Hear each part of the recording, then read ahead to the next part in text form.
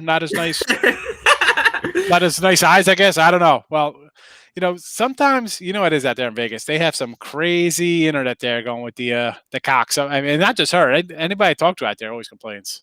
Like, I don't know what happens out there, but what are we gonna do? We'll carry on. We'll soldier on. I got the Earl brothers, and I have their twittering.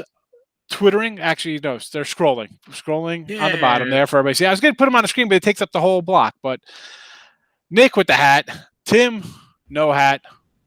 One guy loves NBA, the other NHL. Both like baseball. Suffering Met fans. Yes. But what are you win today, though. They did win today. We'll talk about a little bit of baseball. You guys are now official 3-0 day, first day out of the box. Oh yeah, first day, and an absolute miracle cash on the over with the Flyers here and the Devils. I had to throw on a Flyers shirt because they scored 2 empty net goals. Or no, yeah, they pulled the goalie and they scored 2 goals within the last minute and 26 seconds. Well, that's the lucky one. Those are that's the first day luckiness right there, coming out with that. Yep, beginner's luck right there. But you'll take it, right? I mean, what are you gonna do? That's what it's about. Always gotta take the wins. Plus money, honey, in the chat. And I gotta say, with that game, that is the most hockey I've watched all year. That's if the first hockey game I watched will be the most hockey I've watched since '93. Oh, okay. I'm not, but that's any sport. I mean, short of the Super Bowl, I mean, I don't watch really much football. That makes sense. Baseball-wise, I like watching some baseball. I can get into that. I like baseball. That's my favorite. I don't. I'm not the guy who yells at the TV, gets all upset. It's not worth it. Did I do that? When I was a young buck like you guys, it'd be easy to go out to the little local bar, sports bar, whatever.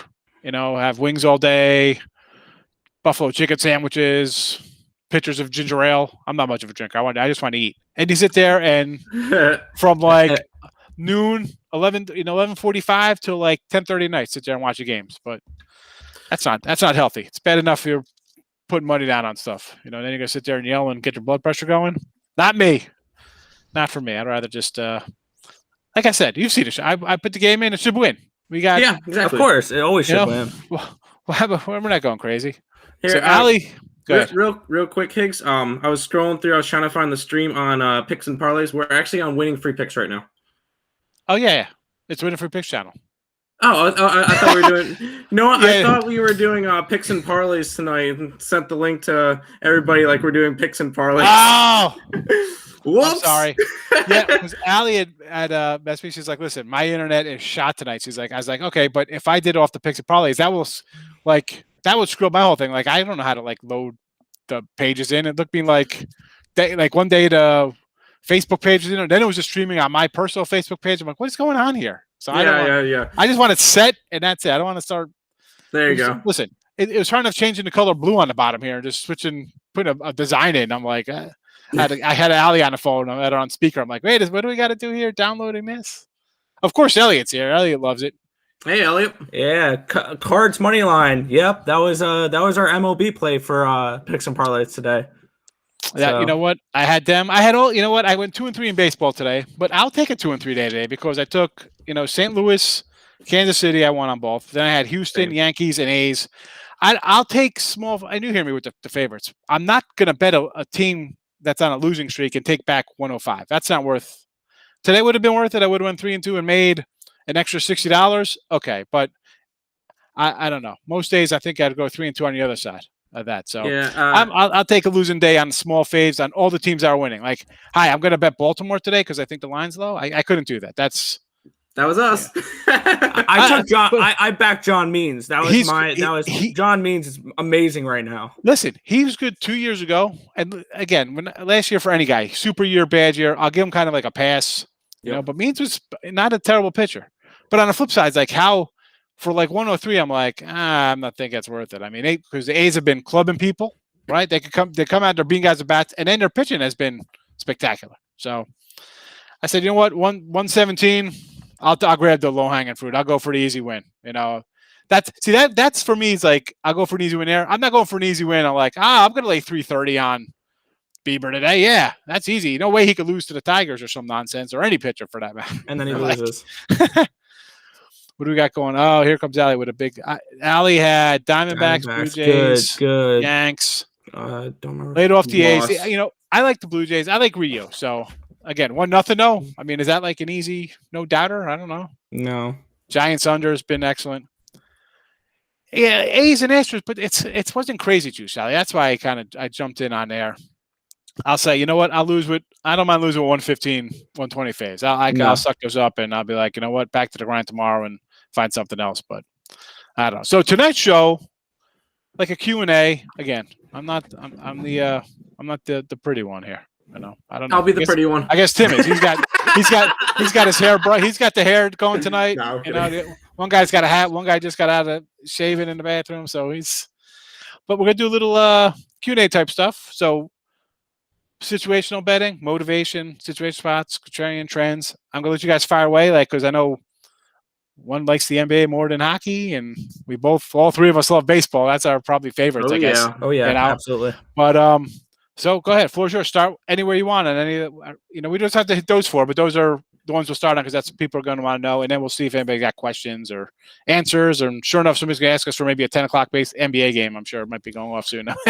Yeah, no. Who we live betting NBA tonight? Who's even playing tonight? I don't know. I didn't look. I'm sure there'd be some nonsense going on. Kings and Warriors. Yes, stay away from it. What did the line go to? I'm sure it opened up at like 227 down on 202. What is it at? I have Golden State -7.5, but other than that, I don't have a total for it. Well, I don't see one because I was only on ESPN. I wasn't on the actual app. All right. Well, who cares? We don't like NBA anyway, right? No betting allowed. Someone said that in a chat, and I stole it. I'm taking it as mine. Yeah, makes sense. All right. Well, go ahead. The floor is yours, gentlemen. Hype yourselves up. Let's go. Let the world know about Earl Sports taking over. Oh yeah.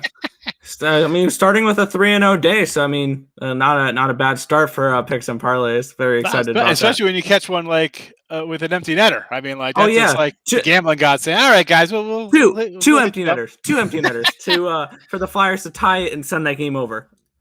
But one thing, getting onto our topics now that I look at a lot. This is with me with hockey is trends. I will look with this specifically with totals. I don't pay attention much or as much attention to sides when it comes to trends because everybody knows when the Wild have won 7 games in a row or the Sabres have lost 18 games in a row. No, not everybody is looking and seeing, the Bruins have gone under 6 games in a row, or whatever they've done. So I feel like the totals, not many people notice those streaks in hockey as much as they do with the sides. So I like to look a lot of, this team's gone under 3 straight times. I'll probably bet the under for that game, and I'll probably keep betting the under until they go over. Like I'll ride and I look to ride totals trends. So I look to ride out trends like that with the NHL when it comes to totals. Well, I know we'll probably talk baseball trends a little bit, but I'm the same with baseball. We're just talking about I'm of that 3-4 wins, losses.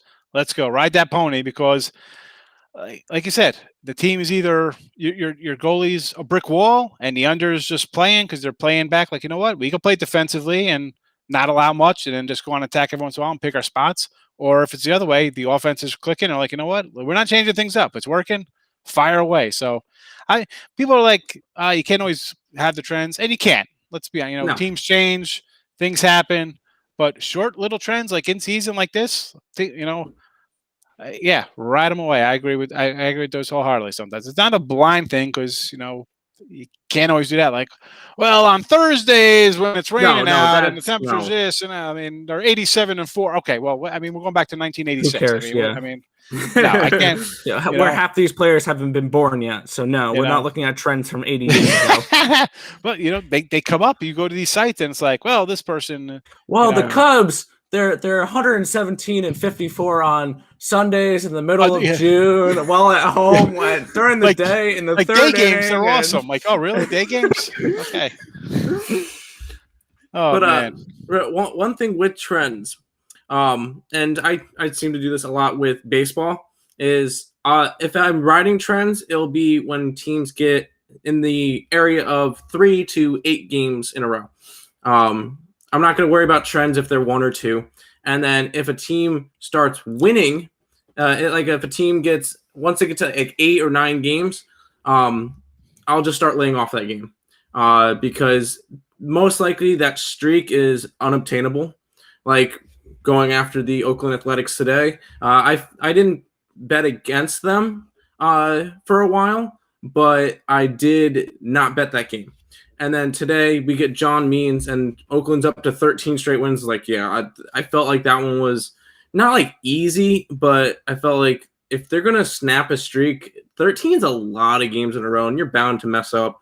And 13. I'd rather be able to. I'll be one of those people who will bet on against a team that's won 10 games in a row, 11 games in a row, because that streak most likely will snap soon, and I'm gonna try to catch it when it snaps.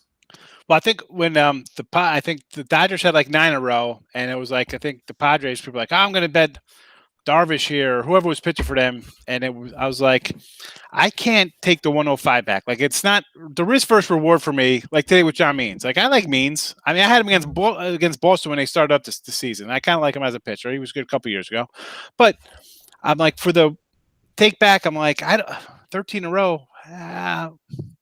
First plus, I mean, plus 107, plus 110 on a team that's supposed to win 60 games. I don't know, like that one. But listen, you're betting on a good pitcher. It's like, yeah. Are you going to be upset you lost Darvish against? No. No, you're like, I'm going to go to a good pitcher. So the line is that number for a reason.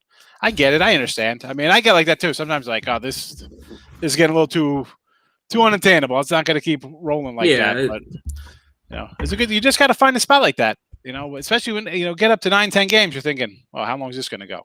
Yeah, exactly. But it's most likely not super sustainable. So maybe, you're at 9 or 10. I think you probably get like 3 or 4 game stops out of it, unless they're, how many 17 or 20 game wins? Not many, but not many.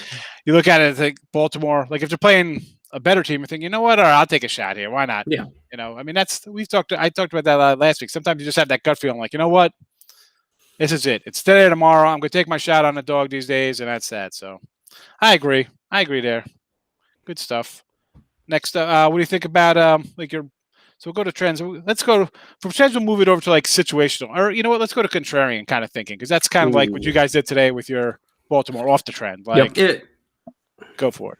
Yeah, I don't really see it as much of contrarian rather than just betting against the public, because that's what most what sharks would do is you would find them, 75% of the money is in on the Oakland Athletics today. I'm going to bet Baltimore because, hey, the public most of the time is pretty dumb and they're not going to get most of the stuff right anyway, and they're wrong a lot. So betting, I look at it as, more betting against the public than going contrarian. Just getting different because ultimately that could make you some money. Especially if they're a bigger dog, like taking ugly dogs, like taking the Pirates against the Twins or something. Right, absolutely. Taking the Pirates or taking like a like today. I don't regret it. I took Seattle today against Boston. That one didn't end up well, but it was like a plus 180 dog when I got him, and it's worth a shot. I think we said that in the midday. I said that's I'm gonna tell you, don't take 170 versus Shaw. I was like, why not take it? I mean, they beat them the other night. They weren't like getting shut out. They were putting up runs and hitting them. Yeah, and it ended up being a 5-3 game, so it was a pretty close one. So I didn't mind that bet. It was and it could have cashed. It could have easily cashed. So I never say don't take a dog. Everybody's like, I call it this dog. I'm never gonna tell you not take a dog. I'll easily tell you, like Pimmy's like, let's take the Twins. I'm like, I'm not laying $2. I mean, I would before that I would take run line. I'm going the other way before I'm laying $2. I mean, that's I just can't do that. That's not a moneymaker. As you mentioned, like contrarian against the public, but then you got to worry about like your public dog stuff coming in. Yeah, and that's more for your NCAA tournament kind of stuff and playoff. Like everybody jumps into that. The Oral Roberts. They paid off. They paid off nicely though for a little bit. Yeah, there, they did. You know? They even covered the game they lost. So I mean, I couldn't complain about that in that tournament.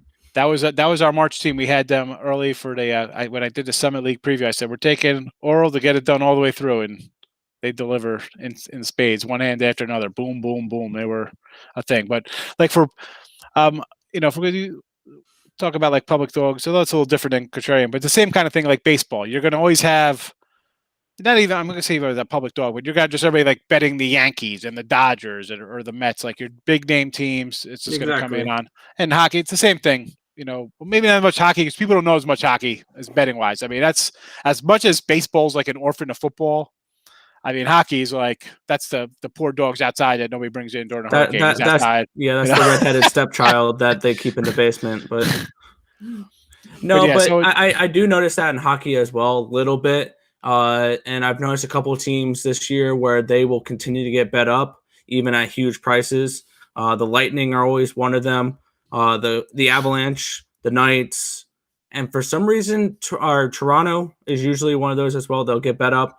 And then for some reason, the public always loves Montreal, even though they're not a good team this year. I think I've bet Montreal all of one time this season because their value is never there. And, they're just not a team I ever want to back because the public, for some reason, loves them because they have that history like the Yankees do. They have all those cups back in the 70s, I think, or something along those lines. Like they have all that history, so a lot of people want to back the Canadians. So I've noticed that with a few teams with the NHL as well. Now, Tampa won a couple. Did Tampa win a cup last year? Who won a cup? Yep, they won the cup last year. Yep.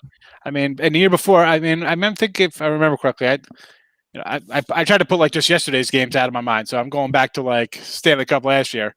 So I remember in the first round they swept the guys who beat them last year, right? Didn't they? They got swept the first round. They got swept by like the 8 seed last time, right? They were laying. Yeah, they were swept by the Blue Jackets in 2019, and then they came back and I think they knocked them off in 5, and one of those games was like a 5 overtime game. It was crazy. Yeah. And then they knocked off Boston. They knocked off the Islanders, and then they knocked off Dallas. Yeah, they're a tough club. Yeah, that's what I was going to say. They're every game I look at, they're laying $3. Exactly. And then the time to take them is when they are playing either Florida or Carolina because they're a minus 120. Yeah.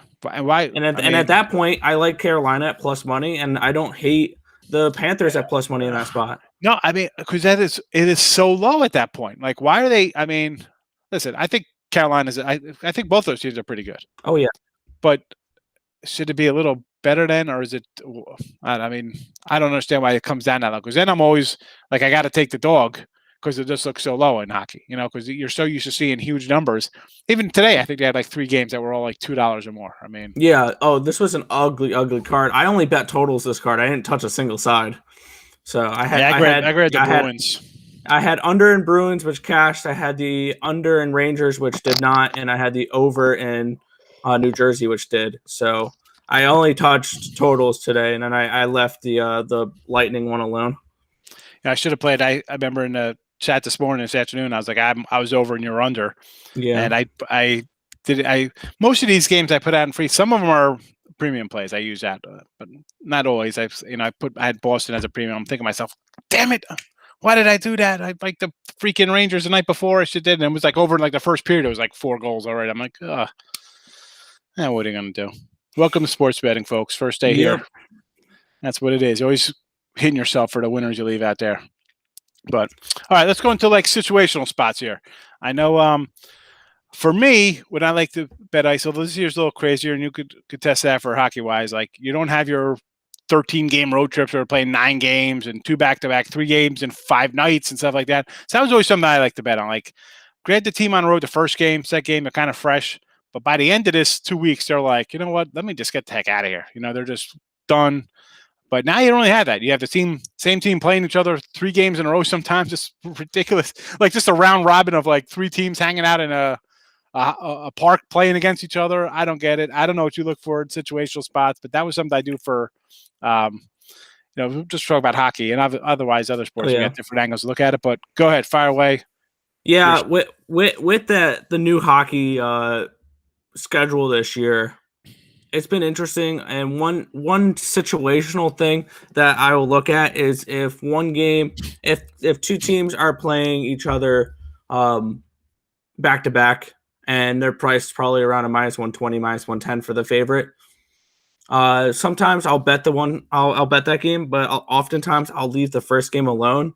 And whoever wins the first game, I'll usually turn around and bet the other team in the second game, because the odds say that it'll be around 50-50. So betting the team that lost the first game in a bounce back spot in the second game is a spot I like to go to a lot, especially with the Winnipeg Jets this year, because they're a team that's looked really good off a loss. I think to start the year, they were like 11-0 off a loss. So those were like another thing I would look at.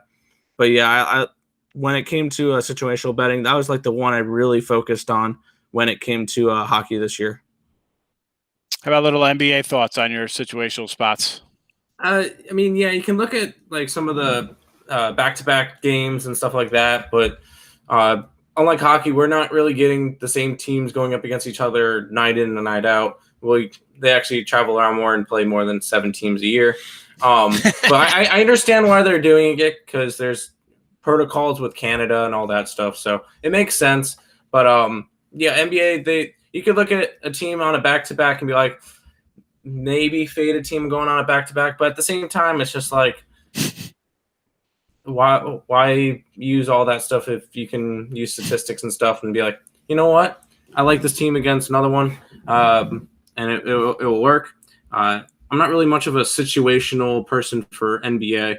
MLB, I mean, they play the same team 3 or 4 games in a row, but that's a 3-game series. I'm not really too worried about, like, the only situational thing would be like a getaway game on a Sunday or something in that nature. But other than that, I'm not really a situational bettor. I look at the statistics, and whatever they give me, that's what I'll bet.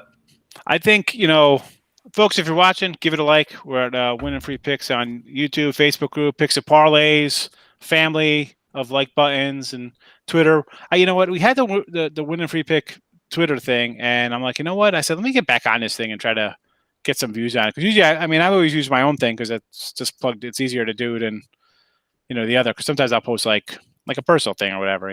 Like I don't want people like, oh, these, whatever. You know what I'm talking about. So anyway, so I got the everybody's Twitter's up here. Nick, Tim, me, the Winning Free Picks page.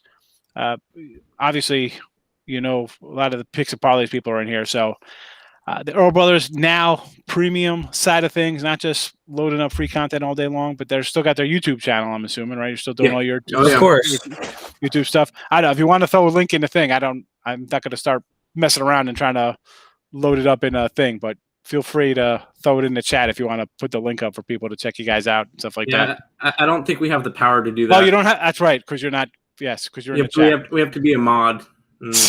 All right, that's all complicated. Yeah, I'm going to start doing that. The screen's going to go off, and then we're going to lose the show, and then I won't be able to do a show for 3 hours or something. Yeah, no. So back to situational spots. So I feel like in football side, like baseball, what situational spots you have? Short of the back-to-back night game or some extra inning game, and the team's playing the next day on short, early game. Sunday night baseball to a Monday game. Monday. That limited, but I don't know if you consider it's more situational or motivational. Like, I think football, you got plenty of situational spots, boy. So you're going to start, like, right off the bat, you got, like, the whole bye weeks kind of stuff going on. Yes. Like, so real fast. So NFL, they already came out with team totals, right? Team totals coming out. And I'm an early totals guy. I'm like, you know what? I'll start betting totals. I don't mind. But is this literally, I think of it sometimes? Yes. Because I like to look at, one, let's see the schedule. Where's the bye week? Who they play? Who's playing Sunday night? What's that game against? Who's the Sunday night game, and who they got the next week or the week before? Like, who they looking ahead to? Who's the big game? Monday night, same thing. Who's playing Monday night? Who's got the 1:00 game on Sunday? After the games that played on Sunday and Monday nights, who got embarrassed and everybody's gonna remember how they look like crap. So they're gonna bet against them the next week. Who looked awesome? Who's got an inflated line? So you're gonna get an extra 1.5 or 2 with an underdog. Stuff like that. Again, you also have your sandwich kind of games with the division opponents. All right, so the Patriots, or I'm trying to think of who are good teams. Let's go Tampa. Tampa Bay is playing the Saints next week, but today they're playing the Chiefs. the Texans. Yeah, something terrible. No, not even the Chiefs. Just a bad team. Like who's our Chiefs? Bad team. Jets. Yep. We can throw the Chiefs in there because then it sounds like, are they?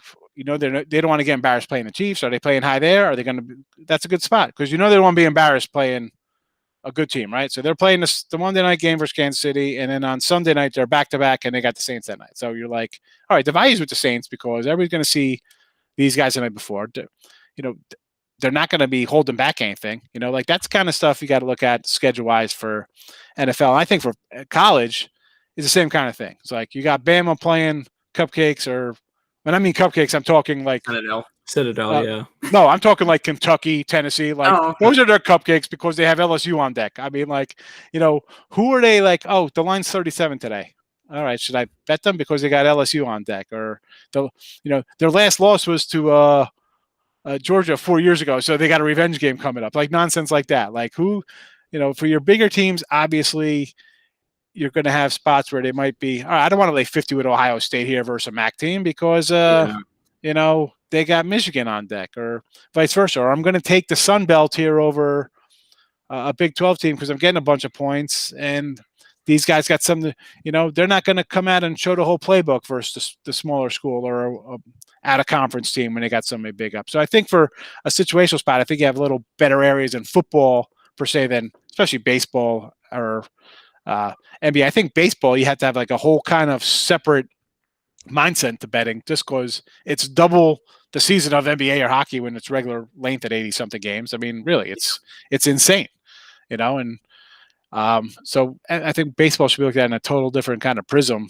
And then especially in NBA is almost the same what we see now these last couple of weeks with NBA, like situational spots. Yeah, what's the situation? I don't know. 3 of my starters are sitting out. That's a situation. Yeah, exactly. Like, I mean, like how, that's a situation you should look at. Who's sitting out an hour before the game tips off, Yeah, like for right now, like NBA situational stuff, bet on the teams that are still competitive, trying to compete for a spot. Don't bet on the Nets. Don't bet on any of the teams that really don't care right now, that are sitting half their starters. I mean, there's still, a month in the season? I don't know why you're looking at me. 14 games. Don't look, I think I asked this more. I think there's like 12 or 15 games left. I think they go to like mid-May. Yeah, like some teams are starting to clinch and stuff, but probably just fade most of those. I mean, some of them might be playing serious for like a seed or something, but I just don't understand. I don't know. Call me crazy. You're crazy. I am. Well, I've been called a lot worse. I know that, but I mean, like, how don't you want to play to have like home court? Is it just it's not important because you have 9 fans and a bunch of cardboard cutouts in? Like, I don't know. Why wouldn't you want to stay home and sleep in your own bed or whatever? I mean, you're home in your. I don't know. I think with this year where there's limited capacity, people aren't going to care as much for a home field advantage just because it's not as crazy as it was like back a couple years ago when there was the stadiums were fans, I guess. packed. Because I feel like that gives a lot of more like of an edge to the home team and everything.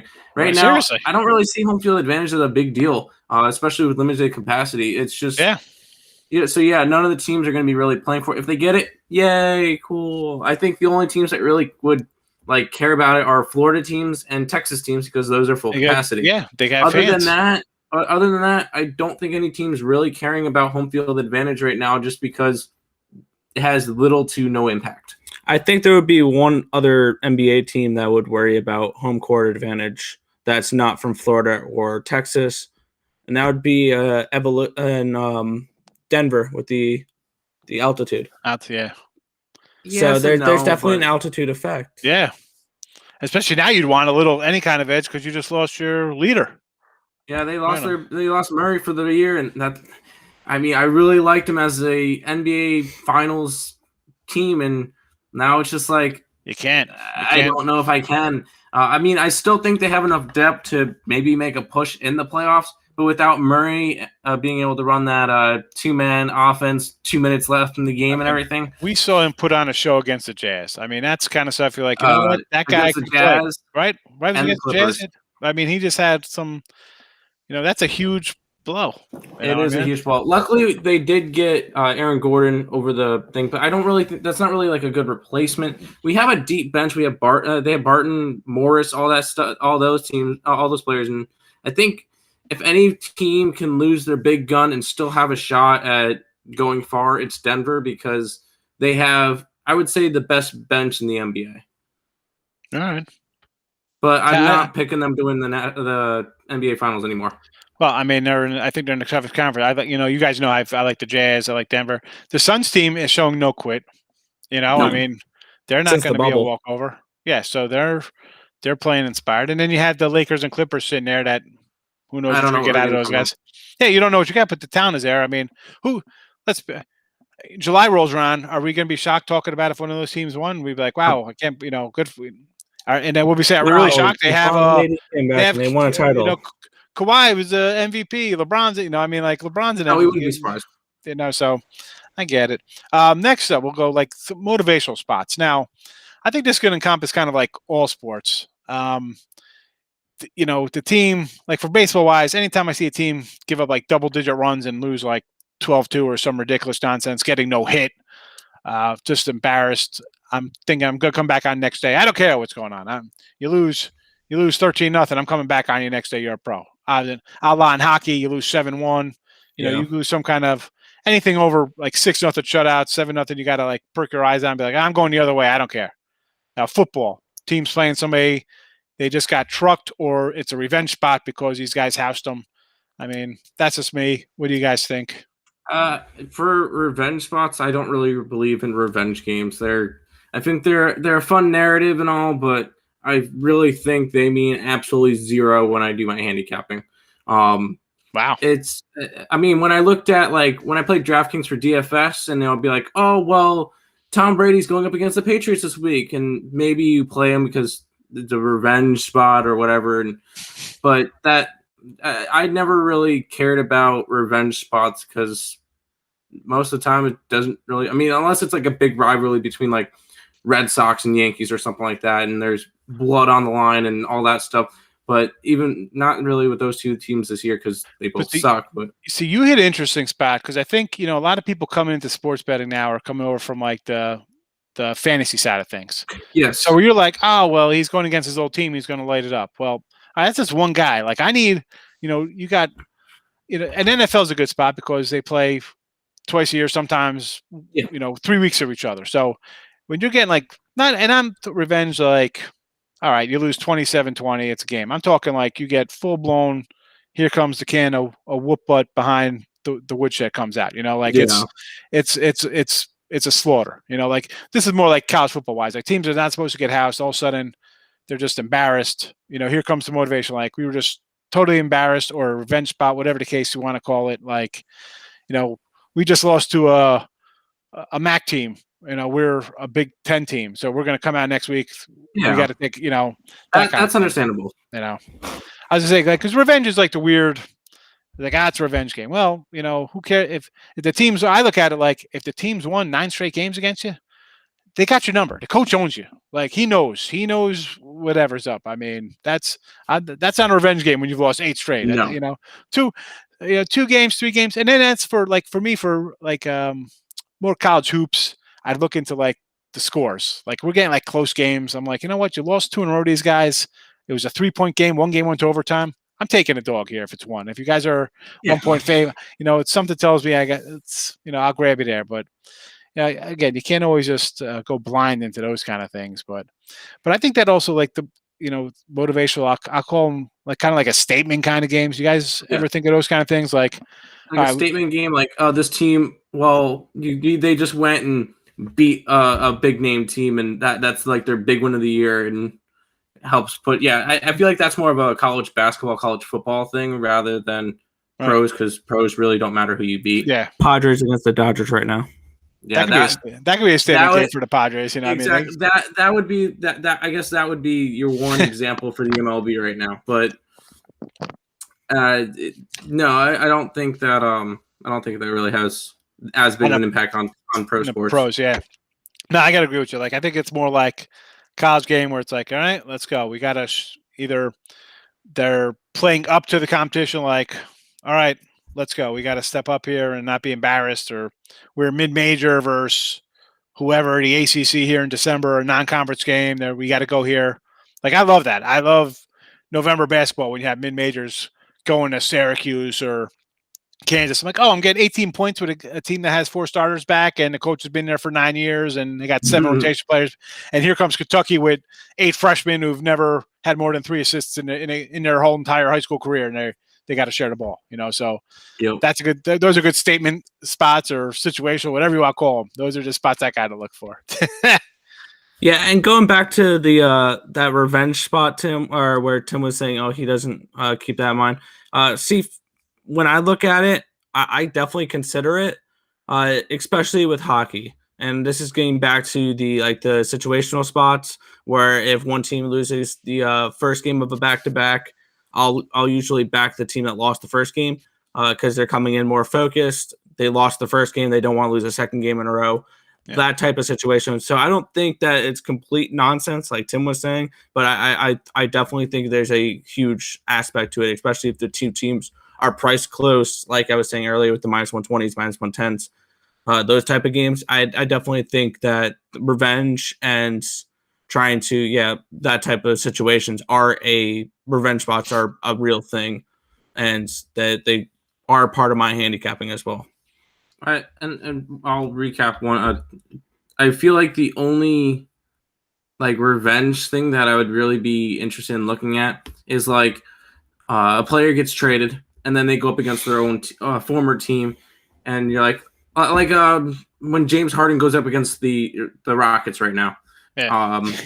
I'll look at that spot and I'll be take the over points assist total, whatever it is, at 43. I would go for player props, and that's about it. I don't really see it as that important for other games, but that's the only way I look at revenge games is just player props. What is this show? We don't know either. Gloria rolls right in what's going on? We're talking. Where's the free picks? Gloria, we're doing a little Q&A. We're just talking about different types of handicap scenarios, whether you bet on trends or contrarian picks and public dogs and motivational spots for teams and revenge angles and situations. If it's different angles for college football and basketball is a little different than baseball betting. Yep. The way you look at different things. So you might have one way I look at things for college football, but that's one Saturday a week. It's not 7 days of baseball. It's not 3 or 4 days of NBA week. So there's different ways to look at things. It's new, Gloria. The Picks and Parlays channel is not up right now. It had some internet issues, so we rolled it over this way. Usually Allie's rolling this, but here I am. Mm-hmm. Yeah, usually you get Allie, but you're stuck with our ugly mugs tonight. Yeah. No, there's no eye candy tonight here for everybody to look at. No. Sorry, Allie. People love you. You come in, you got your board. They love Allie doing a show. Yeah, the shows are not the same without her. No, listen. There's, I get all the comments when we do the shows together, and oh, so pretty. I love your hair. Everybody loves her. It's just and then they come to here and be like, where'd she go? Yeah, what's going on here?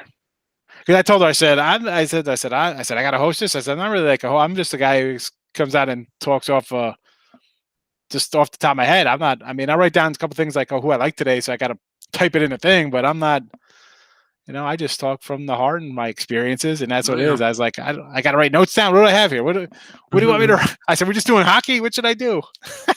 And speaking of hockey, Lou's in here. He said he had the team total Tampa, because I was like, no way I'm laying $3 for Tampa. Somebody's like, well, just lay 190 in regulation. I'm like, I'm not laying 190 in regulation, because then all of a sudden they win in overtime. I'm like, all right, instead of winning my 100, I just saw they won overtime. I'm like, I can't do the regulation. No, I'm just betting it for the game, because if I think they're going to win, they should win.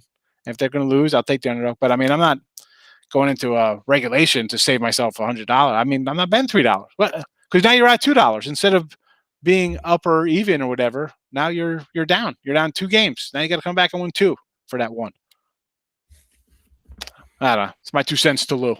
I like Lou though. Lou comes in with good stuff, but he's an old guy like me. Apparently, he's been a long time. So, but that I can't do. I'm definitely not the huge money guy like that to lay big faves. Nope. No, look at Gloria. I thought I was dreaming. Really good reason. It was I thought I was dreaming coming in talking to a Q and A show. Our mugs are fine, thanks.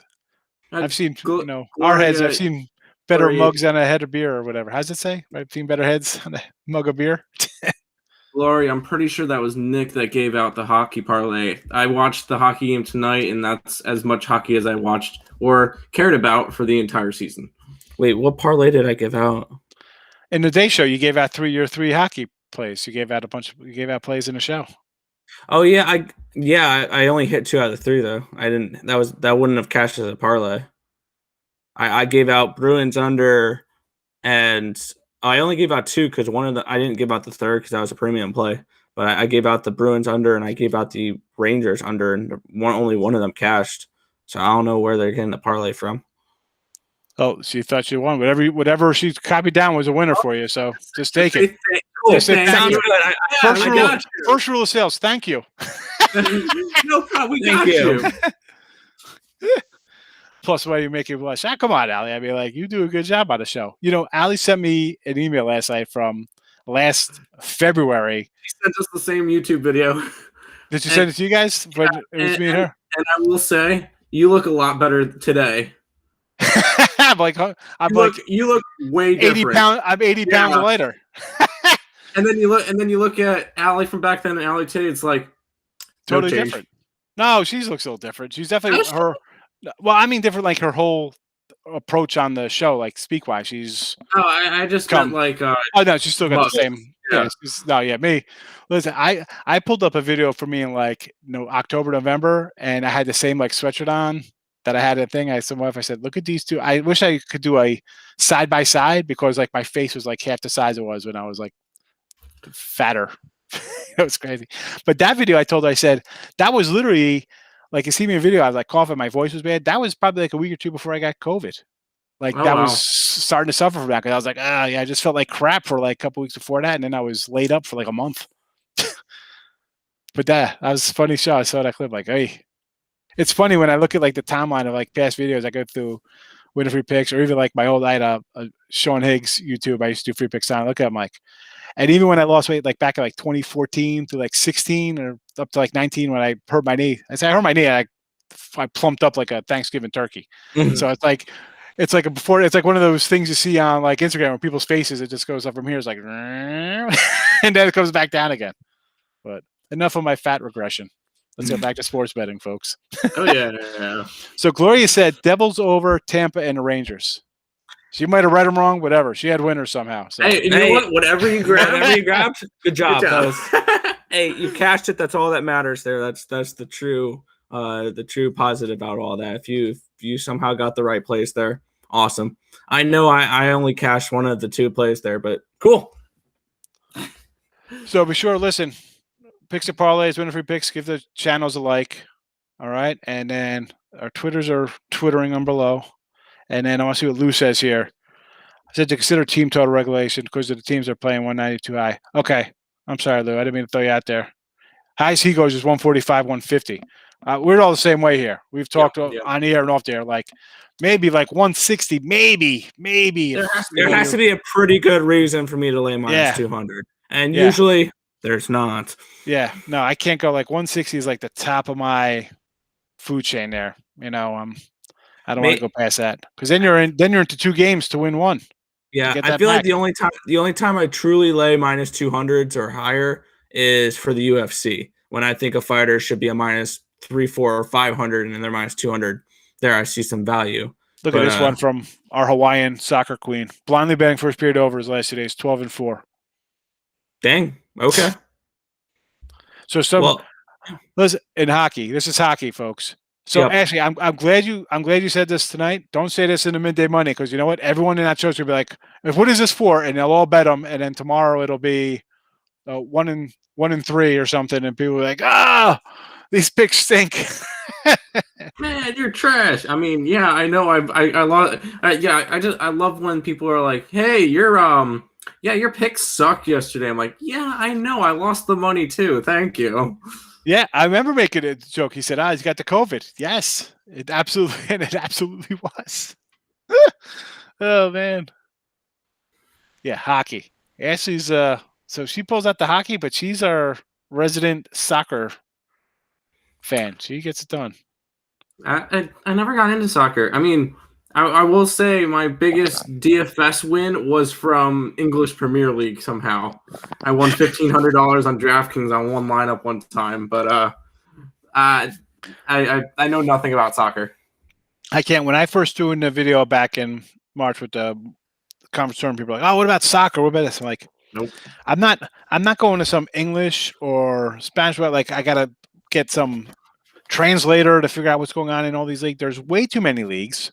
Yep. I don't speak. I mean, you got to literally speak like 6 different languages. How are you finding out like La Liga, these Italian leagues? Like, I don't know. There's just so many. I went through my app. I'm like, what is this stuff? Like, you could probably still run like certain models on them. Be like, oh well, Portugal Liga. What is it? Yeah, exactly. You could look at some of the teams and just be like, well, this team tends to go over the past X amount of games, and you could still run your lines like that. But I just think try not to bet on stuff I don't know. I don't know.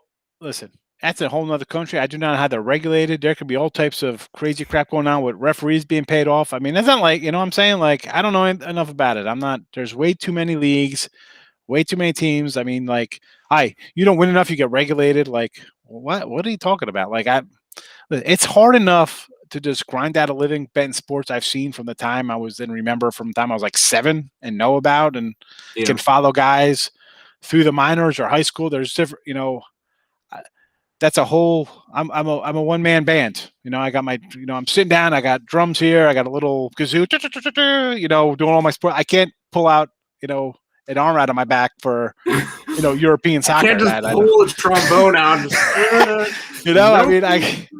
So I just don't, and people are like, you got to get into it. I'm like, you know what? I'm going to stick to what I do. I'm going to branch out. Listen, I'm going to start looking into like, first periods, no run first inning kind of stuff, I should say. Yep. First period, whatever nonsense, goals or for hockey, maybe first 5, stuff like that. Cause I'm a game better. I lock in like, all right, here's my game. I'm going to bet it and go on with it. But I can see where there's value for people with the first 5s. And as baseball guys, like there's probably a lot of first 5s when I want nothing to do with anybody's bullpen. 20 teams with crappy bullpens. I want nothing to do with them. So I just take the first 5 and take the bullpens completely out of it. We got more hockey talk here, and then we'll get back to real sports. You have to factor in. You mean soccer? Yeah, Romanian soccer. You have to factor in teams that are playing in their own leagues and resting people for international break. International break? What are they on, siesta? Like, is that like European stuff? Like, we only work 30 hours here, people. Then we got to have our baguettes and cigarettes over here in France. Like, what is going on here? What do you have a break? You don't have a break. European matches. It takes it takes a lot of study time. To jump into that and say I'm going to start. I couldn't come on the show after a month, after 3 months, and say, you know what, guys, I'm going to start betting this kind of stuff. That's like Korean League baseball. I come out of COVID, we were like, you know what, I'm the Korean baseball champion. Who the hell? I know people on these. I've been on Twitter since 2009. All right, I got a new name since I got, I lost my other name. But I was on Twitter in 2009. Still friends with a lot of the same people. No one's betting Korean baseball. That was never ever a thing on here until a year ago. COVID.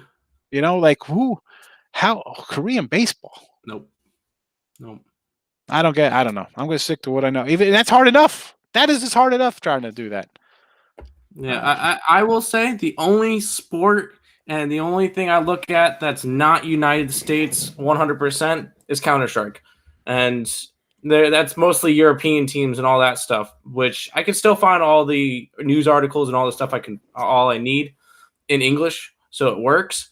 But that's the only sport game that I bet on that's not United States. All right.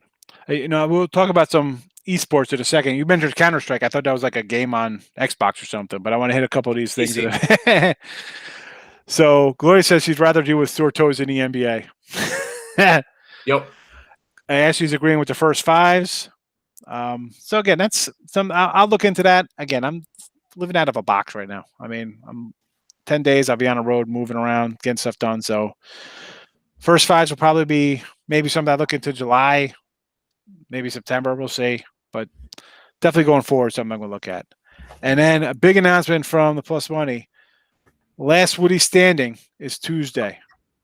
And every name on the board we get during the live show, Craig puts in $1 up to $250 for the So last that's where man we standing. just pull out a bunch of different YouTube accounts and give picks on different accounts, right? He's gunning for the 250. You hear him? He's already course. making a play. I mean, it makes sense. It's like when people like the Big Lebowski leave his team. Oh yeah, that was huge. I mean, that's mental. And Who? I'll do a little draft prop. We'll do that during the week because we got the draft Thursday. I haven't looked at all. I got some. I'll definitely do draft props. Maybe tomorrow night for Monday night we'll do draft props, and definitely the day before the draft we'll recap them. Actually, we'll do that'll be more of a night show than the daytime on Midday Money, because Midday Money it's got to be short and sweet with the kids and stuff. I got school going on. They're still banned from school, so.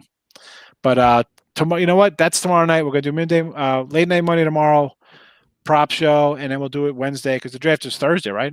Be Thursday night, first round. I have no idea. I haven't looked at You're not anything. asking the right people, Right? 29th, yeah. Sounds So, right. Tomorrow night we'll hit it, and then we'll go back over it on Wednesday because I'm sure stuff will be moving by then. You can borrow your suitcase. Thank you. Mac Jones to the Niners. I hope not, because I got a monster ticket on Fields at like plus 450. He's not going. There's no way they trade up for him. No way. I almost want to take a shot with Pitts at going at 3. That would be my wild shot if I'm going to take a shot. Pitts goes 4 potentially.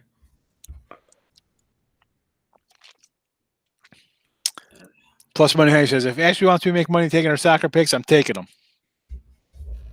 Hey, I'm not going to say I'm not going to take the picks. She gave me some the other day, so that's fine with that. I'm just saying I'm not doing the work. I can't.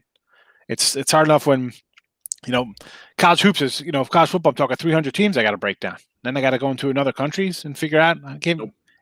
No. I don't know. I don't know guys who play in America's names. I'm not going to go find out guys who play in halfway around the world. No, Allie. I'm not even going to No. You could read that. I'm not even going to say it. That's terrible. No, Allie, no. Yeah, I almost bet that too. Allie, that's not betting. That's addiction. If you have to bet on something at 4:00 in the morning, you probably have a problem. Might have a problem. Like we used to bet on Mac Jones. You know what? We bet on League of Legends when there was no other sports. But Lou thinks Niners don't get Fields either way. I think Mac Jones does go to the Niners because they're looking for a ready now quarterback because they have that defense built around it. They have that offensive line built around it. I think Garoppolo is gone. I think they trade Garoppolo. Gucci Garoppolo is out of there. I think Garoppolo goes and Mac Jones is in because he's ready to go now, according to scouts. We'll do a soccer show. I'll have you on. You want to do soccer one day? That's not a problem. You let me know it's a good soccer day coming in for the night into the daytime, and you come on and you give them out all night long. Whatever gets those views. You think the soccer? I mean, who am I kidding? Soccer is like probably the most bet on sport in the world, right? Because I mean, it's not big here, but the rest of the world loves soccer. So. Yeah, I guess. Uh-oh. She wants to side bet. Jones. She says Jones. I'm on the other way. I'm locked in. No, I understand. I understand that. I think Jimmy Garoppolo is gone. I think that Mac Jones they could be able to trade up, get Mac Jones. And I think Jimmy Garoppolo could go to New England. He already knows the Belichick way. The Patriots have been people said. Wide receivers like crazy. I think the Patriots are trying to go for a win now situation again and try to get their dignity back after missing the playoffs for the first time since before Brady. So I do think that's all a possibility. I could also be talking a bunch of nonsense because I haven't paid attention to the NFL in months. I mean, to move up that far. I mean, I don't have the exact. It would take a lot. It would take a lot. Where were the Niners before? Where did they trade up from? Like they were in the 11. teens. No, Giants were 11. Yeah, I think it was teens. Hold on, let me see if I can find it. It's like I just don't see why you give up all that. For Mac Jones, the thing is, I might have a unpopular opinion. I think Mac Jones is overrated. Yeah, I mean, I can see that. I think If you're going to say he's overrated, then you got to say Joe Burrow was overrated because he had three. He had NFL wide receivers around him too. I mean, Joe Burrow, I mean, he still hasn't had really much he hasn't been able to prove it yet because he got injured, but I think Joe Burrow can be a good quarterback. I think Mac Jones is a little bit overrated because he had, 2 Heisman top 5 candidates on his core with Waddle and Smith. I think that he was surrounded by so much talent that he could have, say if he was playing for a lower conference team, he would not have been anywhere in the consideration for a Heisman. Hold on. I have the thing. It says, all right, let's see. So they moved up, sending their third. So they were the 12th pick, and they moved up to number 3. Which is totally reasonable to try to get Mac Jones. Why else would they want to move up that much? But who's taking Jones here? So I mean, let's talk about that for a second. So you figure Lawrence is going first, and then Wilson goes second. So Eagles are sitting third, right? They weren't taking a QB. They're in with Hurts. No, yeah, right? No, Eagles traded down. They got. Yeah, they were. The Niners traded up to the Eagles. Yeah. The Eagles pick because the Eagles were number 3, so the Eagles traded back. So the Eagles weren't going for a QB, so they're trading up for a QB here. The Falcons, they're still on the hook. They're like they could take a quarterback, or because what's his name's got another. He's got a whole nother 2. He's got 2 years. He got this year and next year, so they're not going to sit on $20 million in dead space, right? Yeah, they go after Pitts. I think number 4 overall. They're either taking Pitts or you're taking a lineman to protect your quarterback, right? Since he's going with the lineman from Northwestern, they have to go for an offensive lineman, right? They are the kid from Oregon, Slater, or unless the other kid's there. Yeah, I don't think it's Penny Sewell. I think Penny Sewell drops down to Carolina. Really? I think. I'm trying to find the. And then you have Miami again. So Miami's up here. They're going to go for a receiver. They're going to probably take a wide receiver. Detroit will probably take a wide receiver, right? And then Carolina. So is Carolina you're leapfrogging Carolina to get Mac Jones, or would Carolina take Justin Fields, or would they take Lance? Denver's not taking. Denver might take a quarterback, maybe. No, you see, but at this they want to experiment with him more. But at this point, do they get like Devonta Smith? But at this point, Denver, if you're sitting at 12 and 2 quarterbacks are probably taken, right? We know for sure that Wilson and Lawrence are off the board at 1-2. Then at 3, it's the Eagles that weren't going to take a quarterback. No, it's the Niners now, but it was the Eagles before. So I'm just saying if San Fran stayed at 12, Eagles aren't taking QB. Falcons maybe. They're maybe 50-50, possibly not. No, Cincy's a no. Miami's a no. Detroit just traded for 1. They're a no. Carolina, possibly. They're a no. They got Sam Darnold. I mean, really, are they sold on him? Or Teddy Bridgewater. I like Teddy Bridgewater. That guy, all that guy does is win games. Yeah. Oh, I should say he covers games, so I'm happy with that. All right, and then you get. So Carolina's maybe a quarterback. So there's still Fields, Mac Jones, and Lancer. There's 3 QBs available coming into number 9 at Denver. Who maybe right? They still want to do more of Drew Lock. They're not going to go and get a quarterback. So again, they're going to go with Jalen Waddle.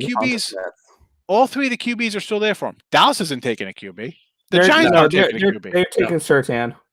Dallas has to go. Dallas has to go defense, and maybe an offensive lineman for New York.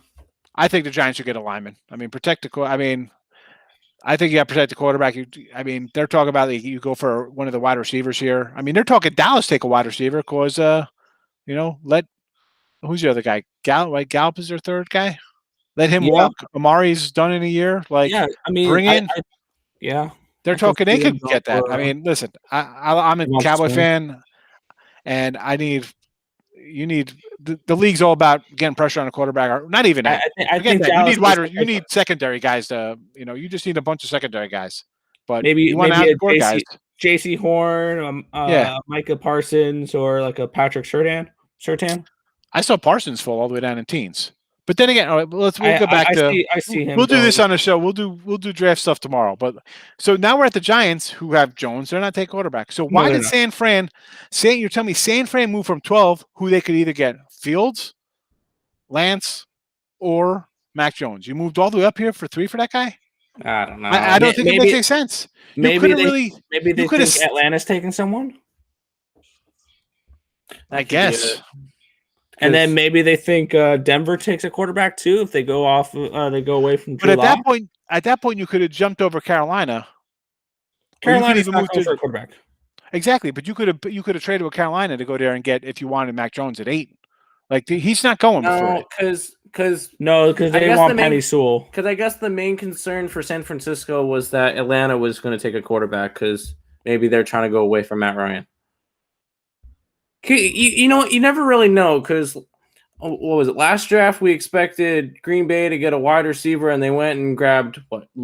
Jordan Love. Oh my God, that was and it's just like, why the hell did you do that? You never know with the draft. People can be like, oh, we need this, and then go and get a kicker.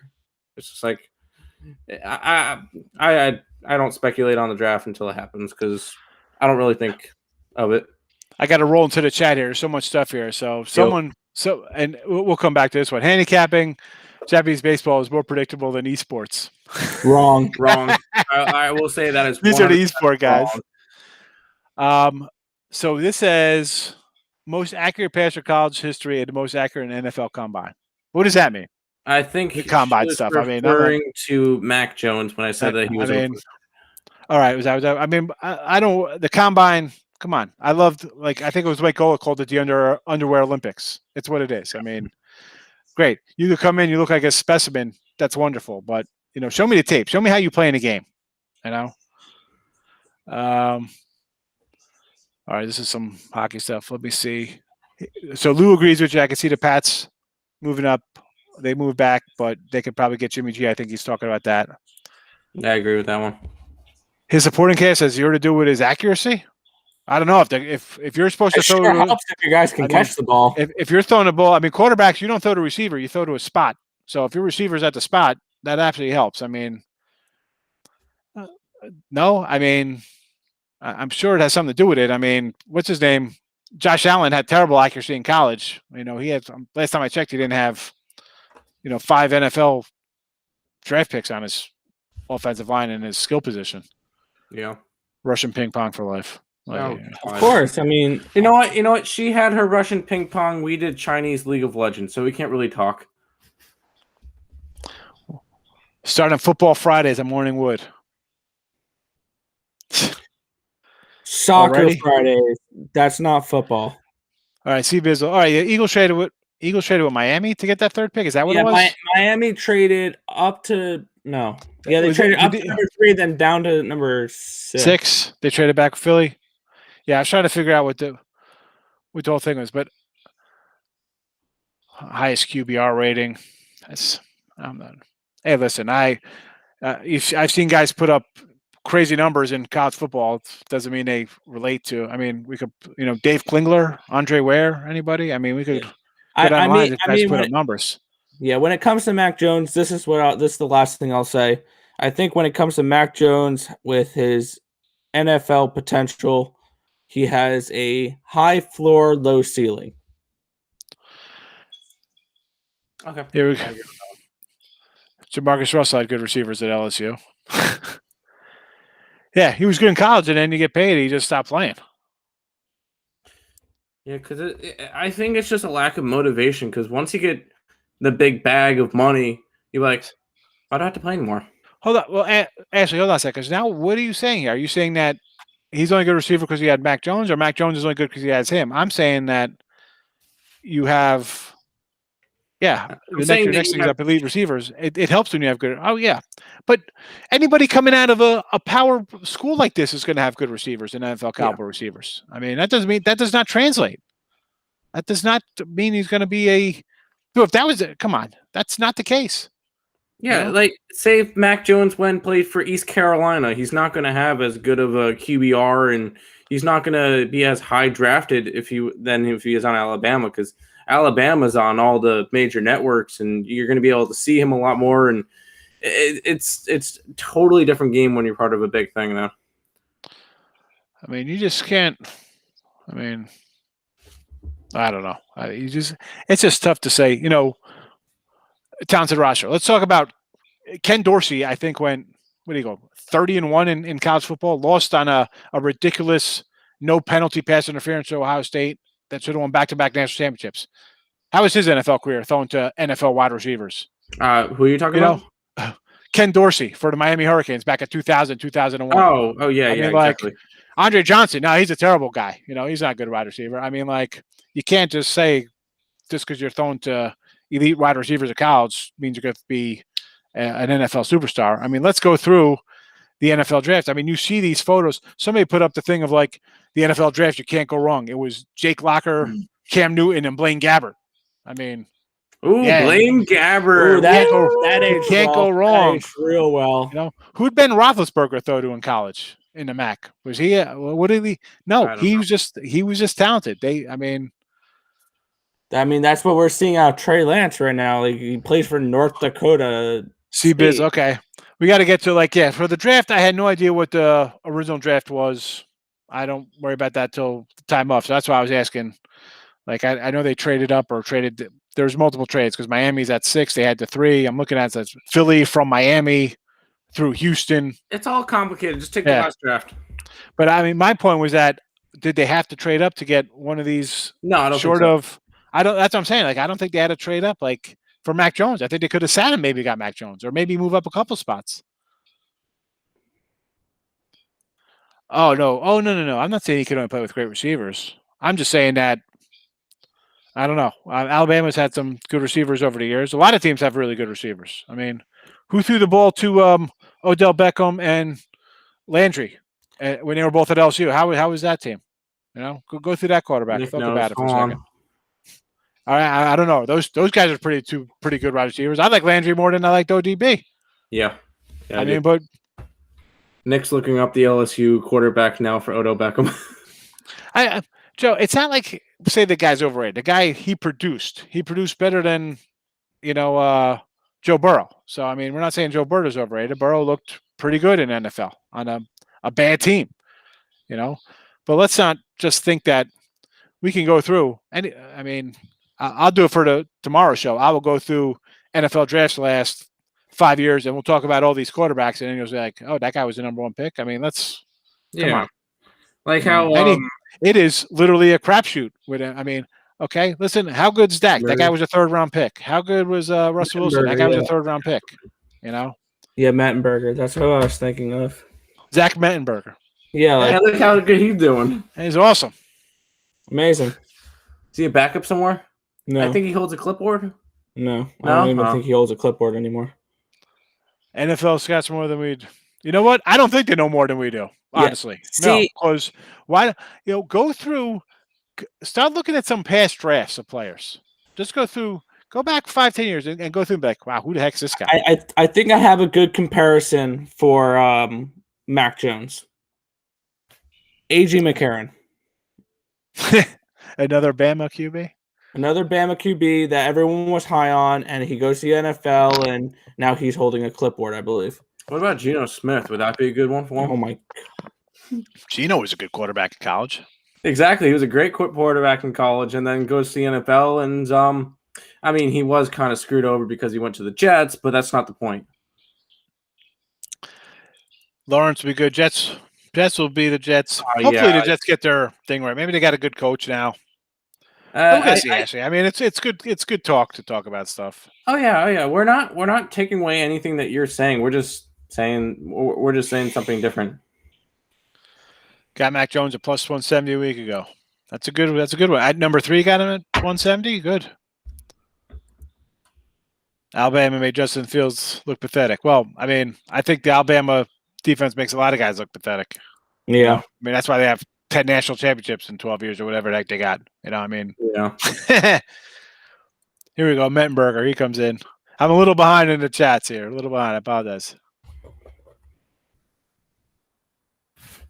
Alabama's always good. Yes, they are. They're always good. You want to take your action? I got it. What do you want to bet on this game, Ashley? Because I'm already locked in with stuff all over the place. But he was drafted as a backup. But again, he was throwing good players. Although, you know what? Maybe not so, Ashley, because Bama's team has kind of come away from the power run game. They still have good running backs, but not like when they were turning out. Najee Harris was pretty good. He's going to be a first rounder. But who was the McCarron and Mark Ingram? You know, they weren't really. Derrick Henry was there somewhere. Derrick Henry was on. Yeah, but go back to. I mean, Henry was he the starter? Or was he like the tandem back to them? I don't remember. I'm just saying, like they weren't. I'm not saying they weren't good running backs. I'm saying it wasn't a offense where it was pass first like it is now. You know, for McCarron's style. I mean, he was good because all right, he was a game manager. Line. You're playing against these running backs. We're just gonna pound you into the ground. You know, I mean, who's the other guy they had? Bo Scarborough, right? Who was it? That little guy was like a cannonball coming out of the backfield. You know. But yeah, I don't really follow college football that hard, so I'm not gonna know the names and stuff for all the college. You got it. You got it, Ashley. We'll have something. We'll set it up. Yeah, draft's always interesting stuff to talk about because, I mean, everyone's like, oh, they're going to go this and this and this.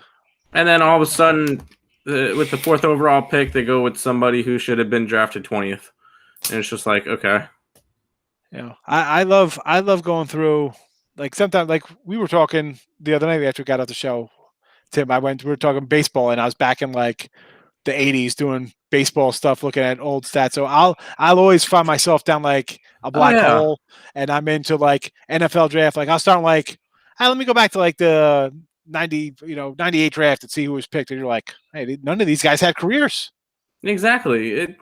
I guess a really good example with that would be, where was Tom Brady drafted? He was drafted like the 6th round. Yeah. He was a nobody. I love when they bring up his picture, QB1. he was higher drafted in the MLB draft than he was in the NFL draft. Yeah. Him and Drew Henson. Yeah, I believe Brady was supposed to be a catcher for the Expos.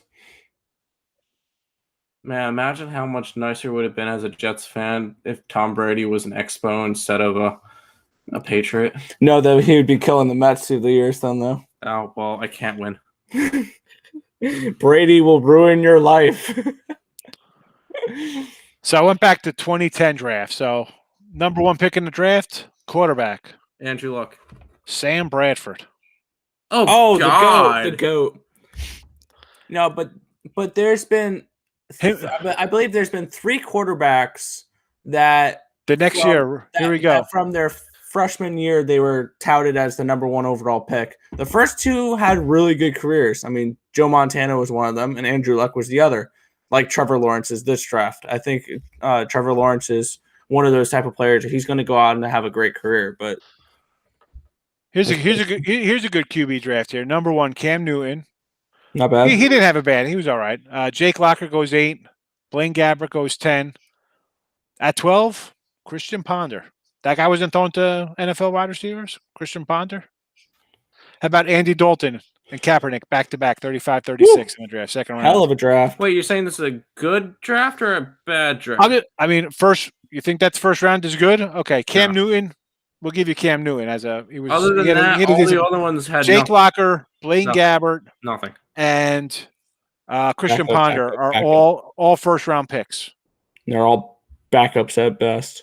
And Christian Ponder was a starter for like 1 year. Then you had Dalton and Cap in the second round, who had had decent runs. You know, I'm just saying, like QB. I mean, it is literally a crapshoot. The next year, Andrew Luck and RG3. RG3 was good until he got hurt. And then injury. Yeah, I'll give him that one. He was on his way to having a good career. And then here we go. Baltimore. How about Brandon Weeding going in the first round? No.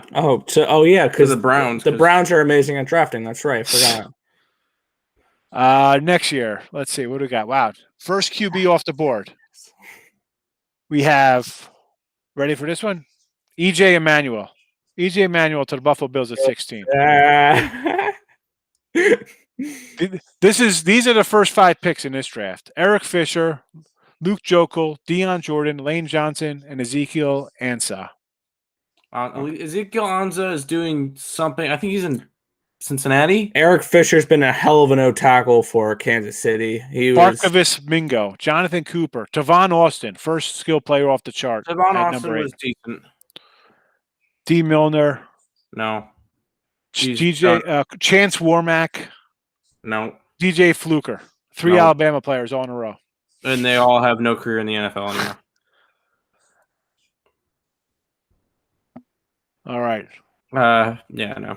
Blake Bortles, number 3 in the draft. The GOAT, Blake Bortles. Oh, my God. He made an AFC championship game. Oh, my bad. That was Saxonville. That wasn't Blake Bortles. Second QB taken. The Heisman Trophy winner at 22, Johnny Manziel.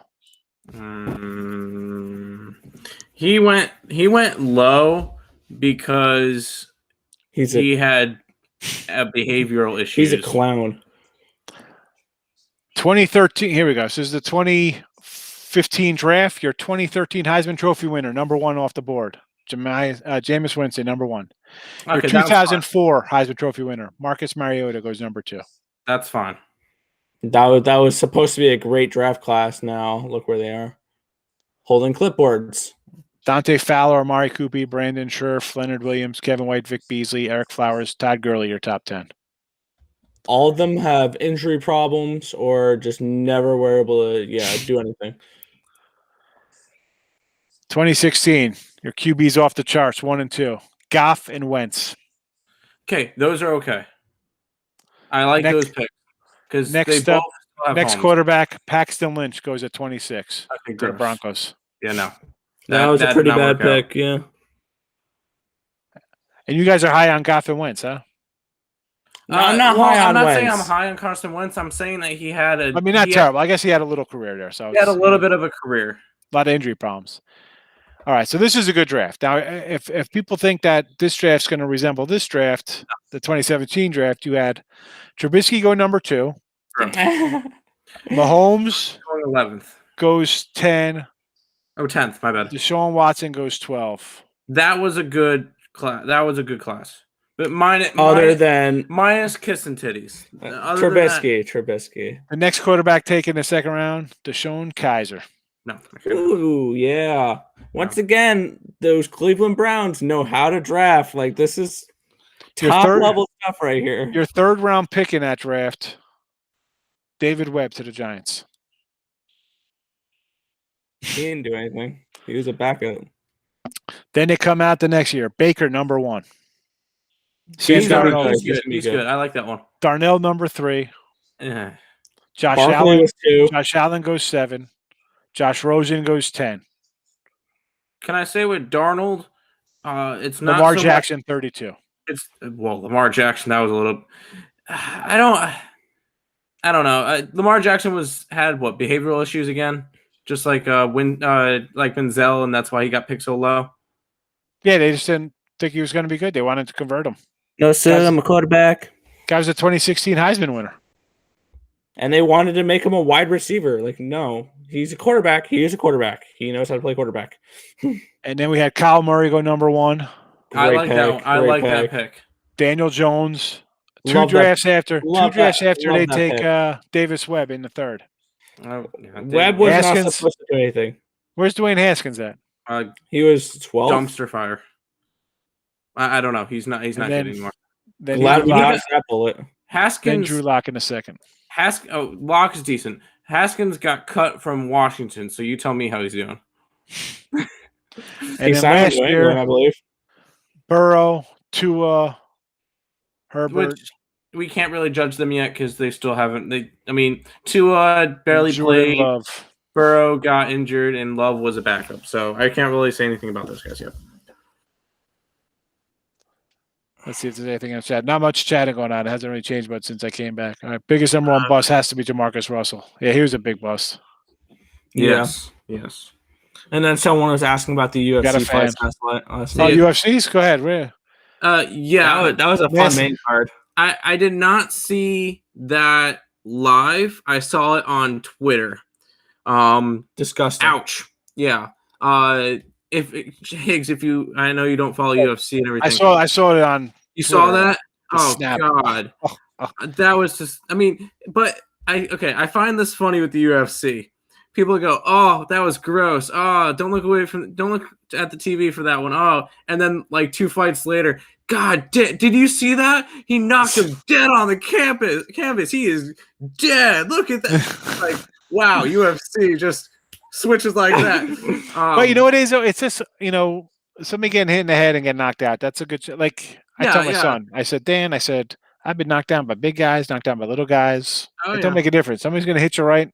You're going to go down. You get clocked right, So that's not the bad thing. The thing that's like, is when you see like the bone snap. Like you just see the leg just go. Like in football, like I can't watch those injuries. Like I hurt my knee. I don't ever want to see anybody get a hurt knee. No. It's that's like terrible stuff. Yeah, and then one more thing for UFC. For Ashley, because she asked. For that UFC card, I made one bet. And that was Rose Namajunas at plus 170, and damn did that cash. That was amazing.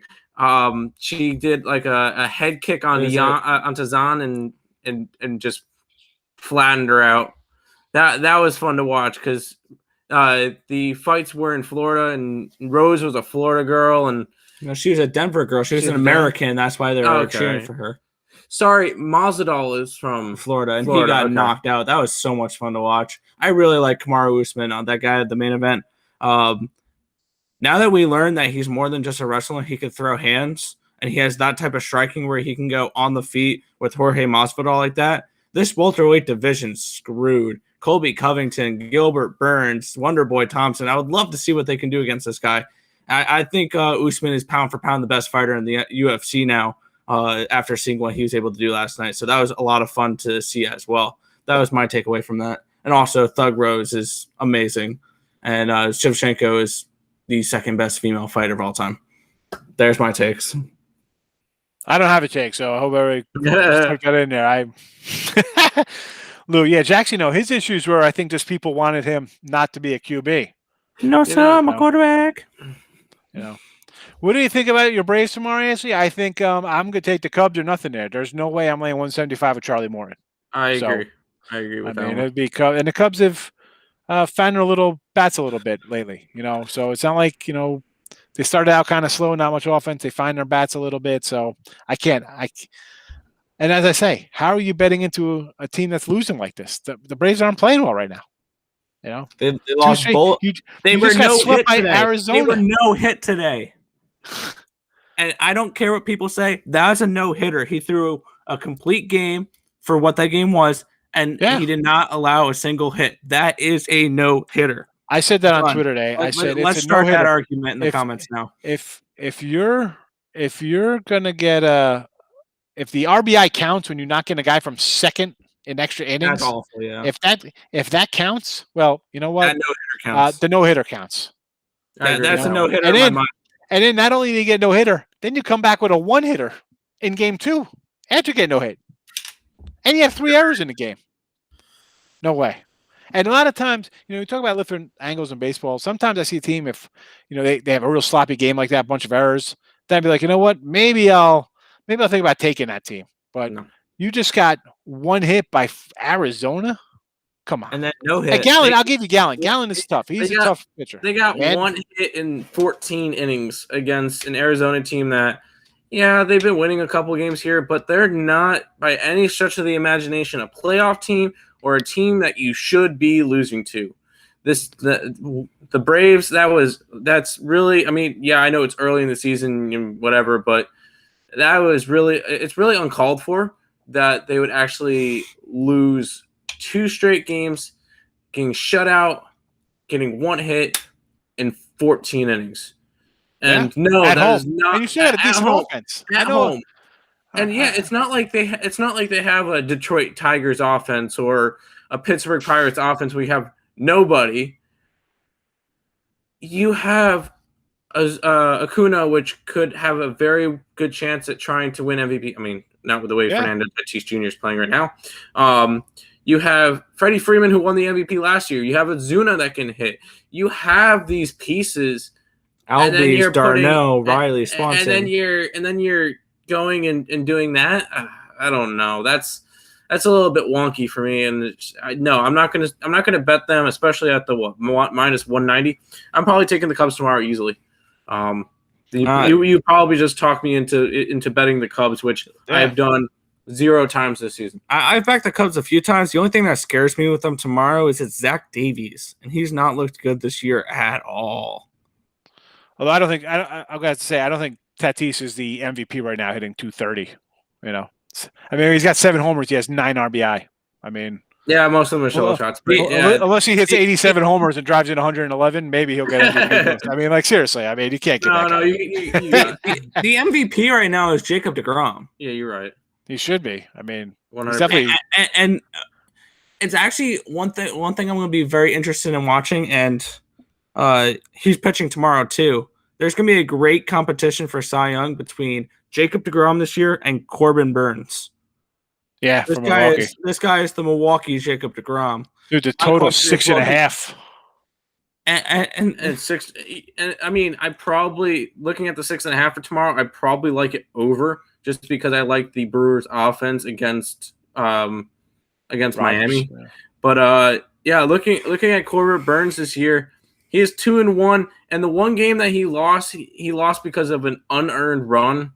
And he has a 0.37 ERA for how many innings has he pitched this year?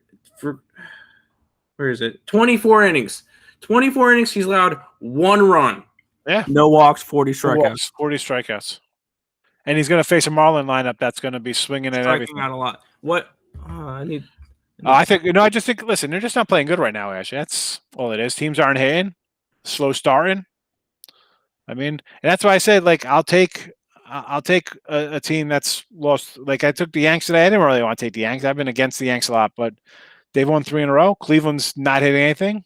All right, I'll lose with that, but I'm not taking a Braves team with 2 straight losses. They're not in. Get in the win column before I think about betting you. I look at it as, it is what it is. You just kind of pick your spots, try to find some good angles right now early in the season. Would I worry about the Braves? No.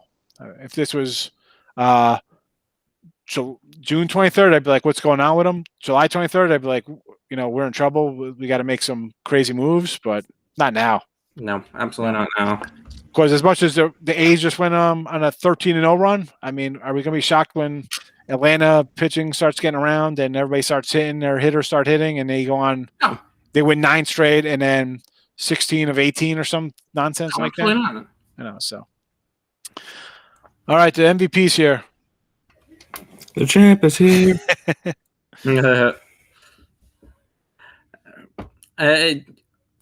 And if the Braves do wait, I mean, they're going to. They're bound to turn it around. They're just off to a slow start. I think I think Acuna's got the best shot at winning MVP in the National League for position hitters. I think Juan Soto is a close second. I think Fernando Tatis Jr. is up there as well as my top 3. And then Jacob deGrom for the pitchers. But I think it's going to be a race between those 4 guys. And thanks for catching. I was frozen. I'm like, what happened there? So you guys had your heads tilted. I'm like, I'm frozen. Here we go. But I saw there for the Royals. I don't know where I got frozen talking to you guys. I don't know where I was. I don't know. I just started yapping after a minute. I started talking about, you said MVP, and I started talking about Acuna and and Tatis and Soto and deGrom as my 4 picks for those would be like the top 4 that I would have as the MVP race. And so Lou was talking about the Royals game tomorrow to pick them. I said, I think you got to take the Royals though. Yeah, I 100% taking the Royals tomorrow, even with Keller on the mound. I There's no way I'm betting Detroit tomorrow. Detroit's lost 4 straight. 4 straight. Kansas City's won 4 straight. Yes. This is getting in the streaks. This is getting in the trends. Yeah, I'm going after Kansas City tomorrow. I think I already put a bet on them, minus 117 or whatever. What are they at? I don't know. That line seems a little fishy. It does seem fishy though. It was like all I'm these other staying lines off. today. I went 2 and 3 in my fishy line games today, but you know what? I got to take it. I have to, and I had late ads. I was like, let me come. The Oakland line came up late. I'm like, I still got to take them. How did I not take a team that's won 13 in a row? I got minus 110, 120. You got to take the Royals. How are you taking? As dumb as it sounds, I have to just not take a bad team, a team that's predicted to win 57 games, that's lost 4 in a row and 8 of 10 or whatever the heck kind of run they're on. That's to what? To take back, to say, look at me. I took the dog today at plus 107. I'm sharp. No, I mean, I'm not betting on teams like that. Let's just take minus 290 faves every night too, because then we're smart. That's totally the way to make money. No, but looking at the Royals game on our book, it's a pick'em. It's a pick'em. And I don't mind that Corbin Burns line. I don't mind it. I obviously I'm not a futures bettor yet. When betting becomes legalized in North Carolina and I could have multiple sites and stuff, maybe I could do my DraftKings account as like throw $50 in and play $5 futures and go from there. But I don't really do futures that often because I don't like my money locked up. Well, that's the future market. You either have which I always kind of like. I still have like local people you could use and just tie up an account. Because back a day you'd have like what, a 5-dime limit, and that's it. Football season comes. I mean, I'm going over 5 dimes just in futures. So then you got to go down to book and hand over. Go down there and put 6,000-7,000 down to out of my pocket till I get paid. I do it, whatever the case may be. I mean, but people don't like doing that. They want instant gratification. Hence, let's put a $10 16 parlay in today and get paid. Crazy parlay betting. Maybe. All right, here we go for you guys. Nick, get on it. Who do you think wins the Stanley Cup? I have a small futures bet on Hurricanes. Buffalo Sabres. Let's do this. And this is where I leave. Okay. For the Stanley Cup here, there's a few teams I like. The obvious ones are both from the West. It's Vegas and Colorado. That's represented in their odds. They're no value on those odds. I like the Hurricanes. I believe they were 10-1 last time I knew. I would probably jump on that if I bet futures. The Islanders are intriguing to me. They play really good defense. I think that they're a decent bet. I don't think I can take any Canadian teams just because they've been playing Canadian teams all year, and I don't know what to think of them. Lightning are they're the defending champs. I think they can go back and do it again, especially if they get Stamkos back for the playoffs and if they get Nikita Kucherov back for the playoffs. That would be a 22-1. That's excellent odds. You can't get that anymore. They're 10-1 now. So all the value's gone on Carolina. But I feel like there's a decent amount of teams that can easily – I mean, you can easily see Washington. You can easily see Pittsburgh. You can easily see Boston make a run. You can – there's any team – this is the beauty of hockey. Any team that makes the playoffs, I think has a great shot at or has a decent shot at winning the whole thing. I love the parity in the NHL.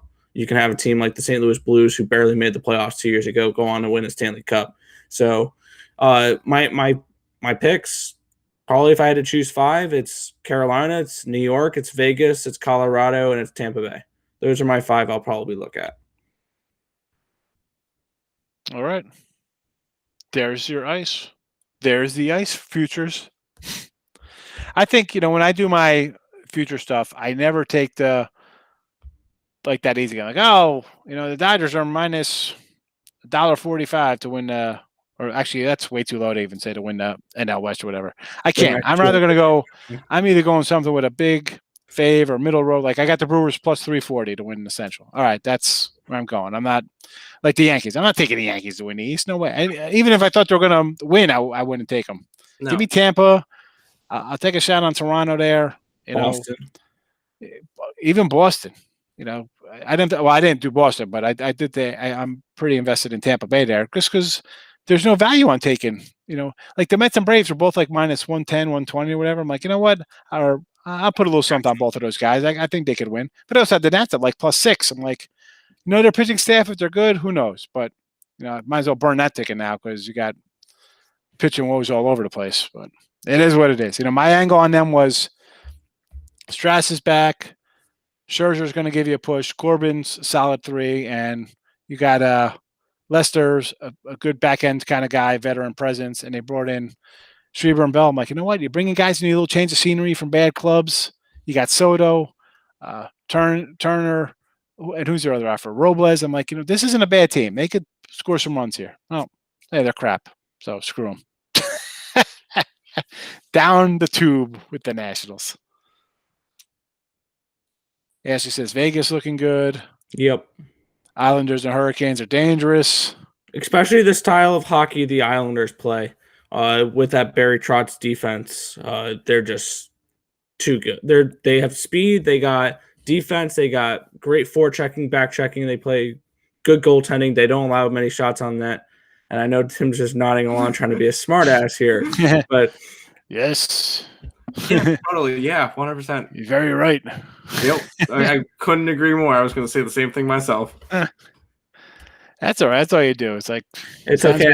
At least I don't specialize in the National Blowout Association. So hold on, I don't specialize. I just play that because I know basketball decently, and I do well enough to make some money. I wouldn't say I specialize in it. I specialize in baseball. But nope. So back to like Kansas City, like I'm like, man, this line's like a pick 'em now. We're just talking about it. Yes. So Keller's he pitched against them this year, or actually last year. He faced them once. 6 innings, 4 hits, no runs. 4 times in 19. 4 games, 25 innings, 25 hits. Pitched to a 3.90 ERA, and the year before that he had 1 start versus them. 5 games total. Obviously out of the pen a little bit, but 10 innings and 1.80 ERA. So lifetime 10 games, 2.83 ERA, 6 starts, 41 innings, 35 hits. So, yeah. I look at the last 2 years because the Tigers are a young team. So, I mean, that team hasn't really changed much. So it's just still a young team. So it's not like you can't really count some of those stats because the Tigers are still been a youth movement for the last 3 years. Yeah. Short of Miggy. Yeah. But, yeah, I don't think you could really use the stat. Okay, no, Lou, we're not live betting NBA. Block. And Orlando's like, I was just looking at that. Yeah, totally. Live bet you know what, guys? If you want to go ahead and live bet the NBA, just go ahead and just send the money to my bank account, and it will be worth more than your live betting on NBA. I can't do the NBA. No, I can't live bet NBA. Nope. Not the last week of April. Hey, listen, more power to you if you think you got an edge. I've said this all the time to people chat. If you're ready to bet it, you're betting it. Don't let me talk you off of it. I'm not gonna say I don't know enough about the NBA because I bet maybe 40 NBA games all season. It was a little bit here and there. I'm like, you know what? I'm winning on the ice. I'm winning college basketball. I don't need the NBA. No, I don't need it. It's too unpredictable for me. The runs are crazy. All right, we're down 17, but look at this. We're going to go on a 32-8 run, and now we're up 15 and we're covering a number. How? And you guys are pros? These are pro athletes doing this. Yeah, no. That's I don't know. I don't like it. Ashley, who bets on crazy foreign continent sports, doesn't even want to touch the NBA. She doesn't want to touch the NBA. Take him out of pickup. The Royals. I think you got to take the Royals tomorrow. I can't. I think this is a potential getaway spot. Like I have a feeling that the Royals, we may not see Jorge Soler or Whit Merrifield in the lineup tomorrow. That's the thing. Who's the lineup? I low key want to take Detroit tomorrow. Turnbull's not look bad. He's not. The guy was a 2nd-round pick. He's supposed to be a good pitcher. I mean, you listen. Obviously, you draft somebody in the 2nd round. Baseball wise, these guys are supposed to produce, and he wasn't bad. In his first start of season, and even last year, he had a 4 ERA. It was not bad for Detroit. No, not bad for his 2nd year in the league. I mean, he definitely improved from his first season. 30 starts to 461, 11 starts to a 397, and his walks cut his walks in half, which is big. Strikeouts were up a little bit. Batting average against was down. So definitely showing signs of improvement. Yeah. Yeah, I got to see who's at this point. Let's be honest. You have to either take if you like the Royals. I'd say wait on them because I think guys are probably going to sit out. That's the only reason. It's a getaway day. It's a day game on a Monday, a travel day. They're playing. They're got to be playing somebody on Tuesday. They're probably home on Tuesday, or they're playing the Indians on. They're on the road against Pittsburgh on Tuesday, Kansas City. Oh, okay, come on. But still, they're going to arrest the guy and say, "All right, hop on the plane. We're going to fire over here." So, I think this line's probably go up. I think we should take Detroit. Looking at that, definitely guys are sitting out. Definitely guys are sitting out today. Oh yeah, I think there's two potential spots in this game. If you like Kansas City, bet them full game. If you like Detroit, bet them first 5. I do not want to touch this Detroit bullpen at all. They're last in the league in bullpen ERA. They are the team where I'm not betting them full games. I'm only betting them first 5s if I am even touching Detroit. Speaking of first 5s. Yeah, I don't mind that. I'm staying off of Philly tomorrow because they're leaving Coors Field, so I feel like that's one of those situational spots in baseball where if they're leaving Coors Field, I want to fade them the next game because their offense may not be there. And I don't know. I mean, I might be a little crazy, but the Cardinals playing a little better. I like the Cardinals tomorrow potentially. I don't know. I mean. I've also not done any. I haven't looked at all at baseball, so I'm gonna have to do that soon. But I haven't looked at baseball at all for tomorrow, so I would have to look at all the stuff before. Usually, you're starting to look at it because you get the notification at late show starting. Yep. Usually, when his show goes on at 10, I start my handicapping. Luckily, I think it's only 10 games tomorrow. 8 games tomorrow. It's a light day. San Diego coming back here? Yeah, I was about to say I have it going on my phone. 7-6. Come on, San Diego. I had San Diego today plus 113. They're my last play of baseball today. If they win, I go 4-2 for baseball today. If they lose, I go 3-3, but I still profit. So Bobby's asked about the Royals. We were just talking about them. So I think you pass on that game. I'm not going to touch it. I tell you, Bobby, I want to take Kansas City because just the streaks. 4 up for one team, 4 down for the other. But I think we're going to see some guys sitting out there. It's a day game, a travel day, definitely a sit-out guy, or definitely a rest day for 2 of their best players. San Diego just tied it up. They were down 7-1, and they just tied it up 7-7 the top of the 9th. And they're still threatening. That's that Dodger bullpen. I told people, I said, that's their Dodgers as good as they are, the bullpen is still a crapshoot for this team. Yes, 100%. Oh, there's 25 teams I don't trust their bullpens. You can't. I said this on the show. I said the bullpens. You're going to know about your good bullpens. Like, the Yankee bullpen's good. The Brewers bullpen. You have some good. Toronto. Everybody else is going to be like, who's the hot guy, and whose team's going to take off? Like Tampa Bay. I think Tampa Bay has a good bullpen because they just trot in guys every other inning. Nobody ever gets shelled. The ERAs always look respectable. Guys come in, they strike out 2 out of 3 guys. Everybody has inflated numbers and Ks per 9 innings and nonsense like that. But there's always some random guy who comes out of nowhere, has a good year. They're looking for relief. They're picking up this guy. He's got a good ERA this year. Like the bullpens, Bullpens. I don't know. Right? Somebody always gets hot. You're like, wow, this guy's having a good season. There's always that guy. Go through the bullpens. Some guy randomly has a random starters. Norm says under Detroit. No. For the Tiger game, you think it's going to go over?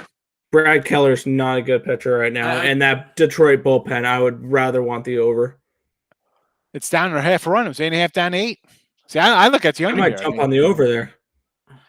Yeah, Detroit's 2-7-1 to the under. KC 3-6-1 to the under. Yeah, they've had a couple games to the under now. I think tomorrow day game it's going to be just a different nature, and maybe they can go ahead and just put up a bunch of runs. I feel like there's a lot better of a chance tomorrow that you get 10, 11, 12 runs scored rather than 3 again. If you look at this total of 8. Detroit's gone under in 9 straight. They can't even give up 8 runs in a game. So I don't know. I have to do my research. At 8, they're 8 straight to the under. They went over 6 in one game. They got that one. 7-0. 8-4 is an over, and this is against Oakland. 8-4. They beat Houston. They took care of Houston. They went over there. 6-4, 8-2, and 6-2. But again, 5-2, 4-1, 4-1, 3-2. I mean, this is an under team. 1, 2, 3, 4, 5. 5 of their games have scored more than 8 runs in it. I don't know. I got to take the under on that. I'm good. Under for me. I want to take Kansas City, but I think I'm just going to take the under. I'll probably get to nothing from that game, to be completely honest. I'll probably go Kansas City again. They've been consistent. I think. Ashley. What do you think, Nick? All 8 overs tomorrow. She wants to go first periods. I would have to look at the games. What are the totals you do? 1.5? 1.5. You need 2 goals. 2 in every game. I've seen it. I mean, Canadians and Flames. I can see it. Canucks and Senators. I can see it. Avalanche and Blues. I can definitely see it. Hurricanes and Stars. Maybe. Panthers and Predators. I can see it. Oilers and Jets. I can definitely see that one. Kings and Ducks, I will say no to that one. Coyotes and Sharks, maybe. So 5, maybe.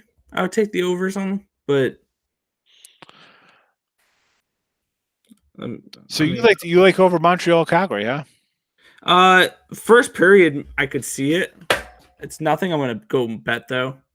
I mean, any total I see a 6 on, I think you have to take first period over, right? I mean, that's kind of like a no-brainer. Vancouver, it's going to be Colorado, juiced. Edmonton. Yeah. It'll be juiced, but I mean, if you get a 6.5 total, it's going to be a 2 for the first period. Bobby's looking for Grizzlies and the Knicks to the NBA. Oh, brother. I haven't looked at NBA yet. I know that the Knicks are playing the Suns. I know I might be a little bit higher on the Suns than most people, but Suns are laying a point. I would probably grab money lines in that. Are the Knicks still on their streak? I think the Knicks are still. They lost. They lost. Shows how Did much they I've been lose? paying attention.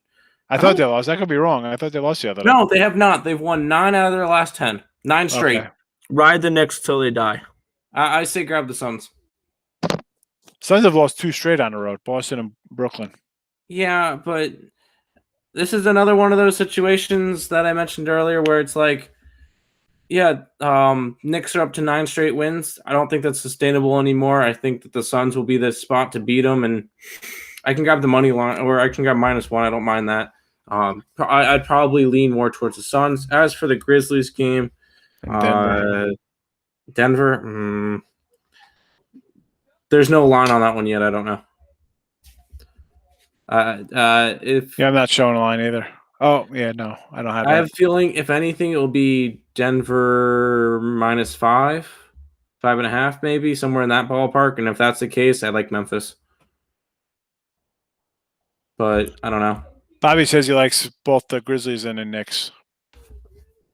I'm all right with the Grizzlies. I would rather lean towards the Suns, but that's just a first look. I can't stand the resting in the NBA. Like, we're going to take off today. 2 weeks to go in the season. Hockey players never do that. Best play for tomorrow, Bobby. I don't know if I have a best play yet in baseball. I got my numbers here. Originally, I was looking at Kansas City, but yeah, I was going to say Kansas City just because we have, riding the trend wise there. You look at Kansas City. You look to take St. Louis over Philadelphia. I mean, like the Dodgers. I mean, what's its loss? 7 in a row. I mean, how you? But do I want to bet into a Dodger team that can actually blow another game here late? Dodgers run line versus the Reds. I mean, I think you have to do just run line because the Dodgers are better, right? Maybe the over because the Dodgers, since he's been going over, and the Dodgers bullpen's completely shot. Right? I mean, who's pitching? Urias is pitching tomorrow. Yeah, so nobody. Yeah, it's not like it's Kershaw, Bauer, or Wheeler or Bueller. Yeah, Bueller. To Golden State. 12 of 40 overs in hockey. Yeah, she loves it.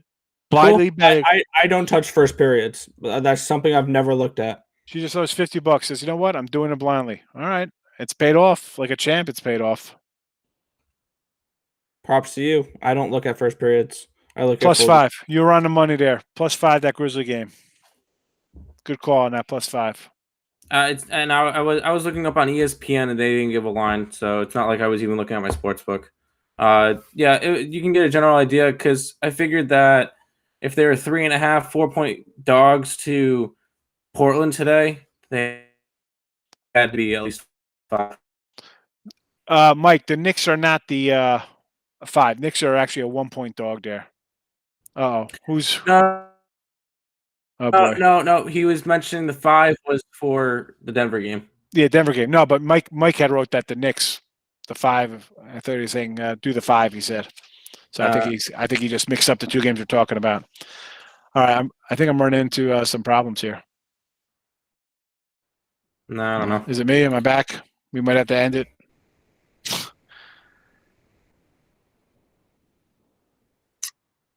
I'm back. No? We give a minute. Oh, I think you're frozen. Yep. Yeah, we can hear you now. You're good. I have one red bar. I am hardlined into my Giga. Like I do not get it. No, I don't either. They have nice, Bobby. There you go. But no, I understand that the Knicks are red hot right now. This is just like me going with Baltimore against Oakland today. It would be a go against the Knicks. Knicks are going to be a very public team tomorrow. You know what? I'll probably even wait. What time does the game start? 7 o'clock, 8 o'clock? I'll probably wait until 5 o'clock to bet that because chances are a lot of public money is going to come in on the Knicks tomorrow, and I could probably get the Suns at plus maybe 1, plus 1.5, 2, somewhere in that ballpark. So maybe try to wait until then, and I could pick up the Suns. I think Higgs is frozen. Okay. Oh. Am I back? Yeah. Yep. You're good now. We were talking. This is just terrible. I have no idea why it does this. Now I got nothing. We're still live. You're still on? You hear me? Yeah. Well, and we're still streaming. I don't know. I have a 2 ping going on my. And you're frozen again. It's technology. I don't know. Maybe the technology is just telling us to wrap this thing up. Cubs under 10, Brewers under 9, under teasers. I think that's safe place tomorrow. Brewers are 6.5 right now anyway. Yeah. I don't mind that one. Cubs 3.5 run. Cubs at 10 against who are they against tomorrow? I need to look at baseball tomorrow. Against the Braves, I'm fine with that one as well. I think you said they're teasers. I think that might be a little bit juiced, but that's fine. I don't mind them. Oh, Higgs is back. Welcome back to the stream. I have no idea why I'm lagging. I mean, you pay $190 for basic freaking internet out here. This is ridiculous. And it's not even like Wi-Fi. It is literally plugged into the router. That kind of blows. But hey, at least we got 4 bars now. So I have 1. We have 3, 4. Well, we're looking at the top left of the screen where it says live host joined, and then we got 4 bars, 3 bars. Yeah, 4. I have the baby bar. All I have is the baby bar. Hey, at least it's still working. We're good. Yeah. Okay. Hey, what are we gonna do? I just don't understand. Like if it was Wi-Fi, I'd be like, okay. It's not though. It's plugged into the hard line. Whatever. I'll talk while I can before they knock us out. Yeah, there you go. And when they knock you out again, we'll just keep talking about random stuff and make up time.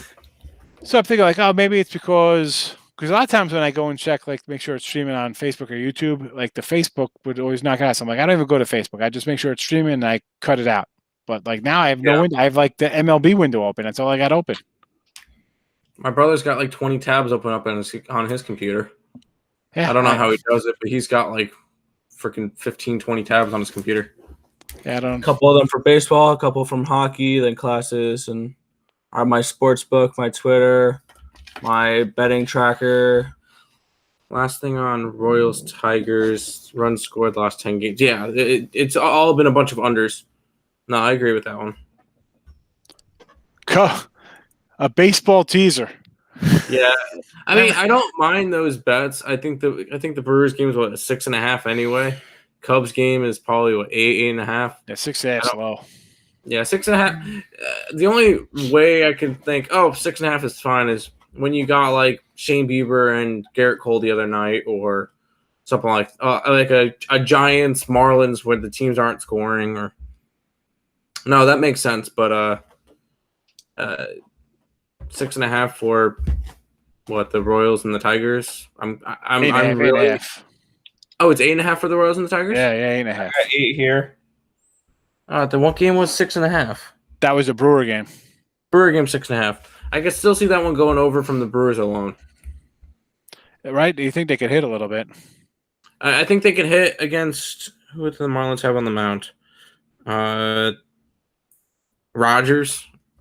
I think they could hit, and I mean Burns is not going to allow up anything, but get to the bullpen, and honestly, Brewers is a really solid play for tomorrow. I mean, for me, I just don't like laying a big number like that. I've got to do a run line. You know? Yeah, do that. Yeah. Plus 133. I'll take a shot on a run line there. Yeah, I don't mind that. Because I know my guy's not giving up more than 2. Like, can I get 4 runs out of the Brewer offense? Yes. All right. You should be able to, especially. I mean, Miami's bullpen has been quite solid, and their pitching staff has been solid, but I don't know. Hey, but you're coming out of. They played a tough series there with the Giants. You know, traveling. I don't know. Maybe get and Giants are an under team to begin with. They have a very good bullpen, and they don't have hitting. So, yep. I think this one. Yeah, I think this one goes over. I think this one could be a 4-2. Sorry, not 4-2. Like a 5-2, 5-3 game, something in that ballpark, and you're gonna get the over. I think that one's probably one of the easier plays for tomorrow. I listen, as much as I agree with you, because as much as I love the one guy, they should be able to, because I think he's not giving up more than 2. No way, not against this lineup. No, absolutely not. This is a young team. He's going to shut him out. Yeah, I mean, this could be. I mean, we've seen like guys flirting with no hitters and stuff already, a bunch of them. So one hitters, we saw. Yes, we still just saw today in Atlanta. One hitter, no hitter. Yeah, there's been a lot of good pitching this year, a lot of unders this year, and I mean, I don't see it for tomorrow's game. But that could be just because I'm high on the Milwaukee offense tomorrow. I think they could score 7 by themselves. So yeah, I see somebody ask who the best NBA capper is. Not me. According to picksandparlays.net, it's MIT Simulator. Yeah, I was going to say it's MIT Simulator. MIT. Listen, there's a link below for winning free picks. I mean, I'll bring in my page, whatever. Go to leaderboard, MIT Simulator, #1 in NBA, and he's like #1 in hockey. So he's crushing for this season. Just wait till I get a full season in hockey. Then we'll see what happens there. But you guys came in late. Not to mention that we Earl Sports bets on picks and parlays have hit 100% of their NBA plays. Not to mention that part. Nice 3-0 start, 100% winners. You are guaranteeing winners, undefeated. Yeah. They're locks. They're it's April 25th, and I'm undefeated with my posted picks on premium sites. I'm paid sites. I mean, Bobby, if you're new coming into like the chat here, listen, I hardly tell people to go buy my package, whatever. You want to bet baseball? I'm going to load you up on baseball. It's fine. But I always say use the leaderboards. You'll see who's hot. Like I tell people, listen, I bet 40 NBA games all season. I bet in 100 baseball games already this year. So I mean, I like my baseball. NBA, not so much regular season. We mentioned MIT simulators crushing it. I mean, he's plus money, hockey, NBA. I mean, those are 2 of the 3 sports being played right now. And he's showing, plus money on, and here it is, all seasons for the year. Inside a room, me, MIT simulator. I mean, you got everybody's making money. There's Earl Sports, 1, 2, 3, 4, 5. Your 7th total money for the year. Yeah, we're All right? 3-0 with 3-0, $300 or whatever. So I say to people, check out the leaderboards, because you know how hard it is to maintain being plus money in multiple sports all the time. Very difficult. It's tough. I'll say it before I say, listen, I'll have a good year in something else, and then next year I might have like NBA. I'm not gonna have a winning, even if I have a great. Maybe I go 15-0 in NBA and end up in a plus money. I'm minus $8, I think, basically, which isn't a lot. But that's not something I'm concentrating on. I've been winning in hockey and baseball. I'm going to stick to what's been putting money in my pocket. Exactly. Cappers are overpriced and barely hitting. I mean, listen, some people charge a lot of money guys charge what they charge. Different sites have different leaderboards. Listen, we're picks and parlays. We're winning free picks for Bookie Blasters. I'm on sites. I'm on other networks. I'm on a network that has 160 freaking sites. And I'm on all their subsidiary sub-sites. Like winning free picks and parlays is the father, and winning free picks and Bookie Blasters, I guess, would be the kids of the group. There's always one main site, and then everything is a subsidiary of those sites. And leaderboards are different because you have different cappers. You have different cappers on the site. But and some sites, I stopped posting on a couple sites. I'm like, you know what? I do videos a lot for this sites, and I stopped doing videos for other sites I'm on. I mean, I rarely even put a pics on the other sites because you know what? It's not as lucrative for me as what I'm, getting more sales generated on a couple sites than other ones. Yeah, I mean, go where the money is. So I'm doing a video, and I feel, and I'll talk about so Tony K gave me my first site back in 2004 on his Vegas Top Dog. I'll bring it up. Craig was on that site. That's how I met Craig, through Tony K. And I did videos for years on his. I go to Sean Higgs at YouTube, and there's got to be hundreds of videos for me doing free picks. And listen, I feel I was grateful that I gave my shot, but Craig's like, hey, take over winning free picks. You could do a daily video here. I said, but just here. I said, okay, I'll do the page. I don't mind doing it. So some of my leaderboards are different on a couple sites because I don't post as much or at all, really, on a couple guys' sites. But they're going to be a little different. Burns is on a bunch of sites. Teddy Davis, I don't know if that's I don't know who he is. I mean, I know guys in the business. I know guys who are real people and guys who are just kind of stage names that sites use to kind of, bolster stuff and do kind of shady things around. I don't know Teddy Davis. I mean, and you got to be careful with some of the names that are like not on. You don't know. You can't put a picture to the name because there's some scandalous people out there that will be Joe Smith one week and then have a crappy week, and then they're Bob Smith next week, and there are 16 different names in the matter of a week or 2 weeks, and it's just like, why? You gotta just be careful on who you're picking up from and everything. I say a bunch of times, Bobby. I mean, you go through a bunch of not just these videos, but even my pre-pick video when I see stuff on Twitter. And again, my Twitter's a newer Twitter. I lost my other Sean Higgs Twitter, and so I had to start a new one. But you see people come on here and out of the blue, like, oh my God, I'm hitting 70% and just Venmo me this, or here's my Cash App stuff and that. No. You just got to watch. And, I see you mentioned the other channel there. One, I don't like to talk about other channels. I brought up Tony K's site because Craig knows him and he's an honest guy. But other sites, I know a couple of the cats over there at Wager. I make.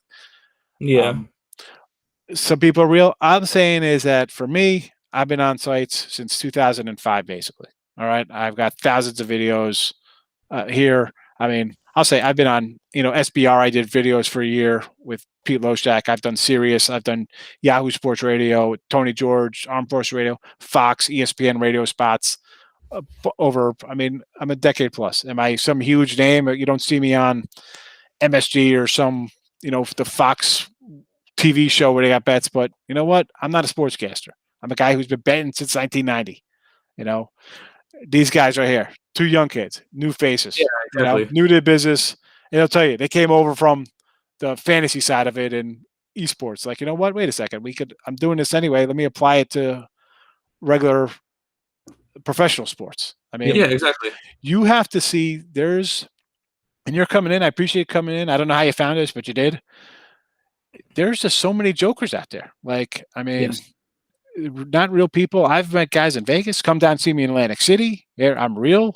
I see people on the street. I was telling my wife, I said, I was out in Vegas like 2 years ago and randomly just walking past Bally's, and one of the street sign guys was like, yeah, I know you. You're the Picks and Parlays guy. Are you Craig? I'm like, no, I shave my head. He's like, oh, you're Higgs. I'm like, yes. I didn't have any. So, just be careful with it when you look for people. Best handicapping strategy. Go ahead. You guys can talk. I've been rambling. You talk your capping strategy. I'll throw you mine afterwards. Best capping strategy: find the right angles, find the right spots, find the right lines, and do your research. It's you do esports or I do CS:GO for esports, but I won't get into that right now. Just find the right spots, find the right numbers. Whatever your numbers back up, and that's where you go. There's no right or wrong way of really doing it. If you're losing a lot of money, you probably need to switch something up. But everybody has their own strategy of doing it. Some people like betting the huge favorites. If you want to do that, be my guest. I like betting dogs. I like fading the public. I like all that stuff. Just try to get a little bit more of an edge that way. But for me, I don't think there's a right or wrong way to handicap. And Bobby, I see you put Teddy a wager tire. Are you talking Teddy Covers? You put Teddy Davis. I had dinner. I went out to dinner with Teddy Covers back in the day. We went over to Tony Roma's for ribs, the barbecue. I was with Tony K, another capper, this guy Jorge Gonzalez, who was in the business way back in the day. This is mid 2000s. Funny. So my capping strategy is one, you just got to be disciplined. That's right off the bat. You just can't. Absolutely. And you want to bet a lot of games? That's wonderful. I like betting games. That's all I've been doing my entire life, like a clown. But you know what? I got to be like discipline myself, know how much money I have, what I could lose. Can you go, how are you going to ride out a 3-13 run? You going to be able to handle that? Or is 3-13 going to break you? It shouldn't break you. You should have money to go 3-100. Exactly. If you're going to break, you're betting out of control. So money management, your bankroll, patience. And I always say one day at a time. Yeah, as soon as you said he's on wager, I knew who you're talking about. No, he's a real guy. And that's, I've seen him with a couple. I used to have a Sean Higgs win site. I went from, I had my own site because I called it Game Time Sports. And I said, let me call it Sean Higgs wins. And then the NJ Wise guys came out of that. And the Teddy's got my swag. I made shirts. He's a real guy. I respect Teddy. He's been doing it a long time. Yeah, I watch him every day on Wager Talk Today. No, he's the real deal. He's a grinder. That guy's in, putting his work in. Put my money in stocks is good. Put his money in stocks, we want it's good ROI. That's good. Listen, that's huge because people come in here and they want parlays and I want your best 4 plays for a parlay. No. Best way to go 3-1 on a 4-leg parlay. That's it, right? That is what we say here. Nice. You could get guaranteed 3 in one day. Put a 14 parlay in. Have fun. You want to have fun? That's fine. I'm not looking to have fun. I'm looking to make money. Exactly. It's all in the philosophy and the view of how you're going to be doing this. If you're doing this just to have a little bit of fun while watching your favorite teams, that's no problem. Then bet $2-3 a game and go from there. You're not going to be trying to make a living off of doing this. Have fun with it. Don't go crazy. Don't be betting your entire bankroll on one game. That's kind of stupid because you lose a big bet and all of a sudden you're out of money and have to put back in. So that's kind of dumb. be disciplined. Know your sample size. If you want to bet a bunch of games, bet them a little bit smaller. If you want to bet fewer games, you could do a little bit bigger, but don't go crazy. I was talking to somebody today, and we're just talking about sites, and he's newer to the site selling, but he's a known guy, and he messaged me at Twitter, and we're chatting. He gave me a call, and I'm like, we were just talking about somebody, and I was like, people think like, oh, you're fake or this, you can't bet. Like, I'm not making money selling a package for $31.99 for 3 days. Like, I mean, how many? I've got to sell what? 1,000 of those a month to make money. This is anything I get from these things for $31.99 sales. This is all extra money. It's like vacation money for the family or just nonsense. This is not how I make a living. I make a living because today I went 2-3. That's not a good way to make a living in baseball, going 2-3. But tomorrow will be a new day, and hopefully I go 4-1 like I did the day before. Find real people, Bobby. There are real people out there. Avoid people who just have some ridiculous fake avatar. I used to have an 800 number. You could call and talk to me live back in the day. Now you can see me live. Yeah, exactly. Today's day and age, you should be able to get in front of a camera or a mic or whatever and be seen. You can't just be some faker. So he says he's like the Knicks and the Grizzlies tomorrow. He's on. Yeah, no, I already said I don't mind the Grizzlies. It's just I'm not on the Knicks tomorrow. He lives for the rush. I can't go on anymore. Oh my goodness. I mean, some people. I mean, that's fine if you. If you can afford it, have fun. Yeah, but if you're just in it for the rush, then go to a casino and play poker, play craps, whatever you want to do there, and bet that way. If you're in sports betting, you're either doing it for two reasons. You want to have a little bit. You want to have a little bit more fun while watching your favorite team, or you're trying to make money. If you want to go and have something and be able to live for the rush and have fun like that, go play poker, go play blackjack, something like that, where that's all it is a rush, and it's a quick rush, and that's it. It's definitely a rush betting NBA in late April, that's for sure. I mean, that too. It's a joke betting it in late April. Whatever. I mean, I did hit on my I did have an NBA play for premium play for today. That was Memphis and it cashed. So it's very, very, it's really difficult, especially this time of year, to bet NBA. But find a way to make money off of it. It is what it is. I mean, people are going to come in. We're going to have folks, Bobby's that guy. He wants to. How do I start promoting my own picks? YouTube. Start a YouTube channel like we did. These guys started a YouTube channel. Yeah, if you go check that out. Earl Sports Bets. It's just look it up on YouTube after the stream is over. Because I hit a lot. That's what we did. You and everybody else hit a lot, Bobby. Oh, everyone. I start the YouTube I channel all the time. Get on there. Oh, they'll thank me later. Oh, he's telling me to. He's telling me to. Oh, I'm sorry. He's telling me to do it. Take it, and I'll thank you later. Well, I'm gonna write it down here. I'm writing it down for tomorrow. I'll take the Grizzly. Yeah, me too. Hold on. There we go. Wrote on. No. No, he's saying Knicks money line, right? Because they're +1. Grizzlies -5. Or either way, +1 or mine. We'll see what happens. Grizzlies +5. I'm all right with against Denver. I think that one could be a close game. I already told you I'm leaning more towards the Sun. I'm gonna attempt to catch the knife when it's falling, and I did it today with Oakland, betting on Baltimore. I think I could do it again tomorrow with the Knicks losing their streak. So Bobby wants to. So this is what I'm talking about, Bob. So everybody wants, it's sports betting legal, and I just see it come up all over the timelines. People jumping on the last year and a half. I hit this amount. I've been betting this 20 years. Knicks are +2. Okay. Yeah. One, you're new. I would nowadays throw up that YouTube channel. You want to start hyping picks and trying to sell and get people behind you. You got to create content. People want shows all the time, a set time. I mean, every day. I mean, there's people out there. I've seen guys. And listen, I'm in a wacky setup here because I'm in the process of moving between two homes.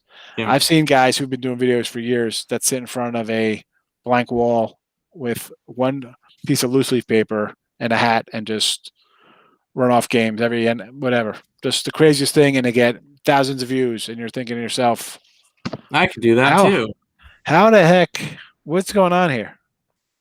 But you got to think, Bobby. Just to give you an idea, me and Nick started our Earl Sports bets in November, and it's now April, and today was the first day that we sold premium picks. So build up, have a little bit of numbers, statistics behind you, and then people will want to buy. I mean, come in and say whatever you want. I mean, that's. I've made $1 million. I've made $1 million over the last 3 days, guys. I don't have the numbers to back it up. So I started have numbers behind it. A buddy of mine somehow knew Tony, and I wrote him an email back on AOL back in the day, and I was like, I said, I kind of like these kind of games. I gave him a little write-up, a couple things, and then he had a site, I'll tell you, it was called PixPal or PixPals or something, and he put me on a site, and it was before like the February before March Madness started, so I had that whole basically January, February, whatever it was. That was 3 months. I was on this site with him, and I had sales. I had like $600 in sales. I was like, wow, this is awesome. I was a nobody, but it had a little traffic, and I got some sales. I had a great NCAA tournament. That's where my top-rated 10-star Money Bomb came. He gave it that name. He's like, let's call it the Money Bomb, and so that's stuck. And then he had started his own site. The Vegas Top Dog page, and I went over there, and that was in 2005, I guess. And then from there, that one site turned into like 200 plus sites and videos and TV, or not TV, more videos, and I should say radio. That's all it's about, math. As long as you could separate your teams and just worry about the number, you'll be fine. But again, you got your name, start a YouTube, hashtag out and put your keywords in, sports betting. Try to reach out to people and collaborate. That's what I did. That's what this guy did. He just sent emails people, message on Twitter. Hey, come look at my channel. Come give me a shot. Yeah, that's what happened with us. I was commenting on an NHL Total Chaos, and I was thinking, this would be pretty fun to try to do it. So I went on, and I don't think I messaged on Twitter. I messaged onto Facebook for picks and parlays. I was like, hey, my name is Nicholas Earl. I do sports betting stuff on my channel. And then I gave a link for it saying this is what I do. What are the odds I can get on and challenge the winner of that Total Chaos for NHL? And then all of a sudden I was talking with Allie, and then all of a sudden I was on Total Chaos, and it was all went from there. So he says, I learned the hard way. Cappers give out free picks, fade them. I'm not on the sites. I rarely throw out free picks on the site. Sometimes football season, I'll put one up for college and NFL. Basically just because I say, hey, if you look at the leaderboard, you see me over there, come check me out. But in this show, I'll tell you, Bobby, that I'll put out 3 games a day, 1 NBA, hockey, and a baseball, or no NBA, or 2 baseball or something. Any picks I put out here, 1, 2, sometimes all of them are premium picks that not only am I just that I have them on to be rated as plays and sold in packages. Like I bet them myself. Like these aren't. We talk about a game in here, and when I scroll it out, there's none today. They'll be back here tomorrow. These are games that it's not like I just throw them out of the hat. I don't tell people in here. I don't give out games on sides on 90 games. I tell them, I don't like that game. I'm not betting it. These are the games I'm putting out. These are games I like. So don't think cappers do that. But one, you're on my show here. But for me personally, I'm giving out games that I'm either betting or really like a lot, and that's it. I'm not giving you a side on something I don't like. I'll say, I like it, but I'm not betting it, or I don't like it, I'm not betting it. And I got the Earl brothers down here, or whoever comes on the show. They're not going to give out some game that they don't like to look like a dummy. They're giving out something that they want to win. Every single pick I've given out on Earl Sports Bets, whether it's been a basketball video, whether it's been a hockey video, whether it's been a baseball video, every last play I've given out, I had money on that day. Numbers, not teams.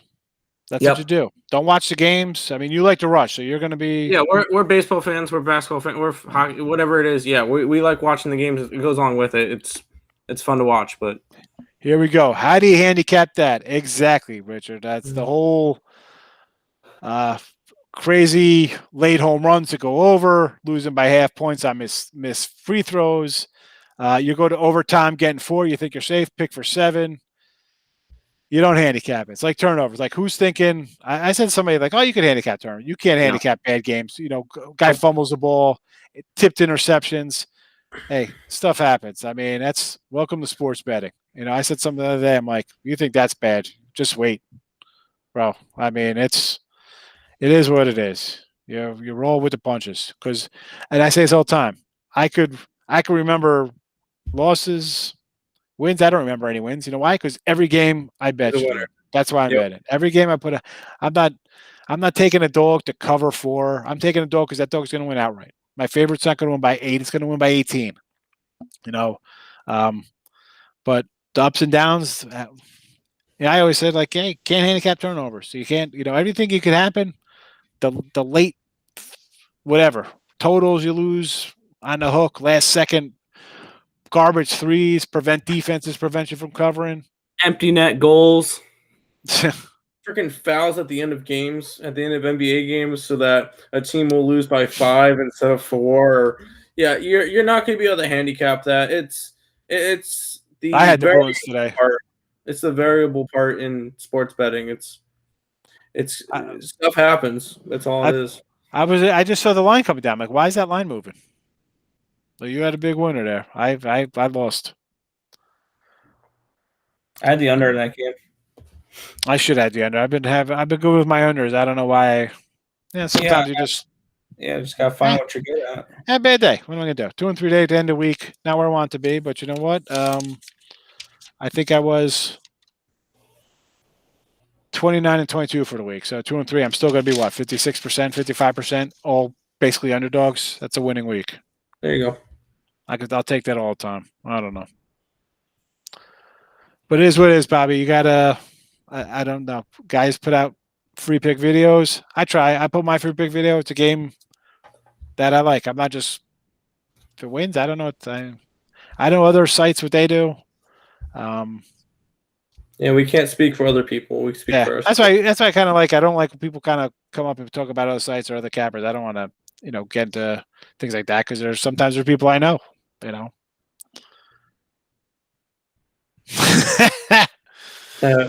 This is great. The Undertaker, all unders. There you go. See, Bobby. Like Norman's got an idea here. That's what you call yourself as a sports bet. Like there was a guy called the underdog, the original underdog. That was a guy who just basically all took dogs or like minus 105, 110 favorites back in the day. He's got your name. Norman's got a name set up. That's it. Start on Twitter. Go.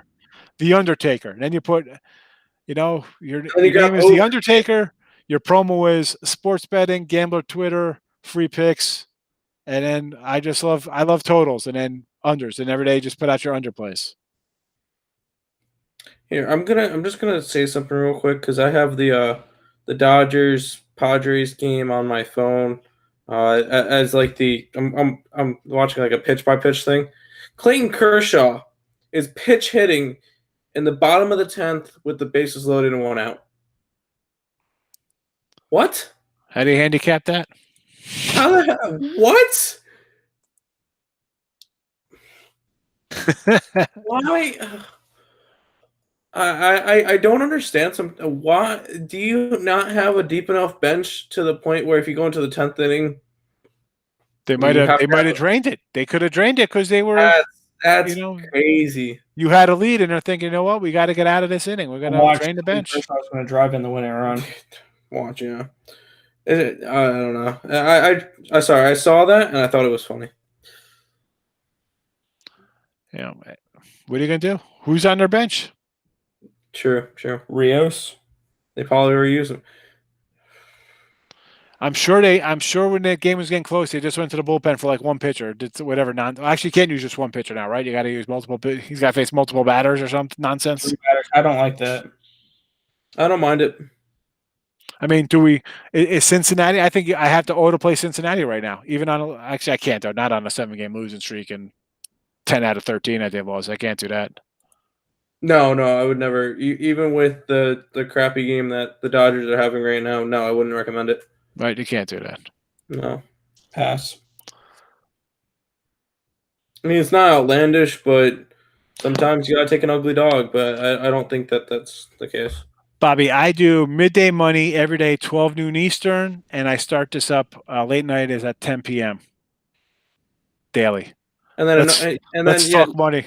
Yeah, normally his late night money is anywhere from 25 to 40 minutes, unless me and Nick are on, and then we go for 2.5 hours. Yeah, late night money is usually a short recap, but I get the brothers, and we usually talk about a bunch of stuff. So we just normally ramble on, and people listen to us for whatever reason. Yeah, they were up 7-1, and then all of a sudden it's here we go.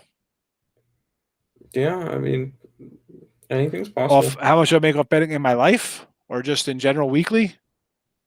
I try to make at least like 1,000 to 2,000 a week. I mean, that doesn't sound like much, but I also have X amount put away to start the season at. Like I try to start football September comes around, I want to have a minimum of like 30, 40 grand, just right there for that second. That's not counting if I have, I'm going to have probably 10,000 or more already out on futures for NFL and college football, But I grind. Like my plays are anywhere from 150 to a dime if I like something a lot, but I kind of try to keep it even keel. I bet a lot of baseball. I mean, the other day I had 9 baseball games. I can't bet. I'm not betting 1,000. I'm a grinder, Bobby. I just want anything I want. My life, what I've made. I don't know. We're definitely into 6 digits. I mean, I own a home. I got cars. I got kids. Yeah, those aren't. Yeah, especially the kids. Those aren't cheap. I mean, I have money in the bank for college. I have a savings. I mean, but I'm happy. Listen, I'll be happy with nickel a dime a week. People are like, that's not a lot of money. Well, that's 50,000 a year cash. I mean, well, who the heck would want that? I mean, why wouldn't you want 30,000 cash a year? I mean, any money that you're making off of this, if you have a secondary job, any money that you're making off of this is going to go towards like vacations or any extra stuff. It's not. I'm not. I don't have all my books with me. They're packed up because I'm in moving. But like every year, I keep I just want to just try to win daily. And if I end up the week down a couple $100, I'm happy because I'm over the course of a week. What am I going to have? 10,000 or more in action. I mean, you put in. I had what? I went 2 and 3 today. $3 a game. I mean. Other days it's less. Some days it's more. Some days they'll be sprinkled out a lot. But if I like one, I'm just gonna whack one game. Yeah. Oh, yeah. Sounds good, Steve. I thought you went to bed.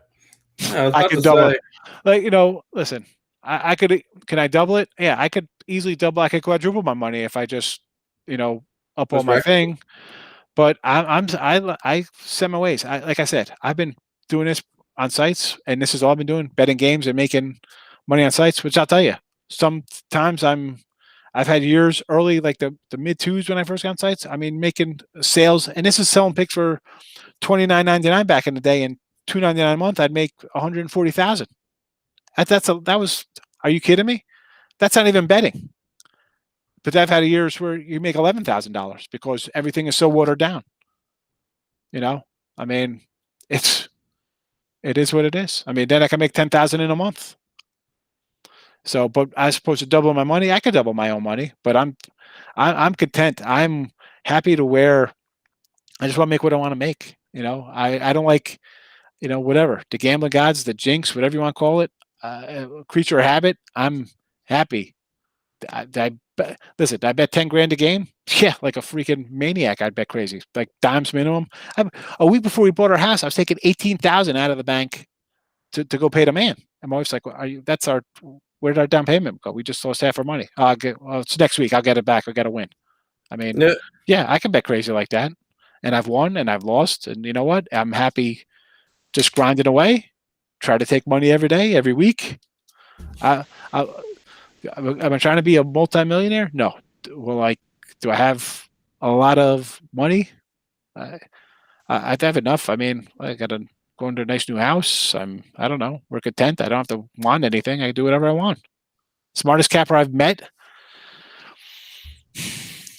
Not Yeah. you. No.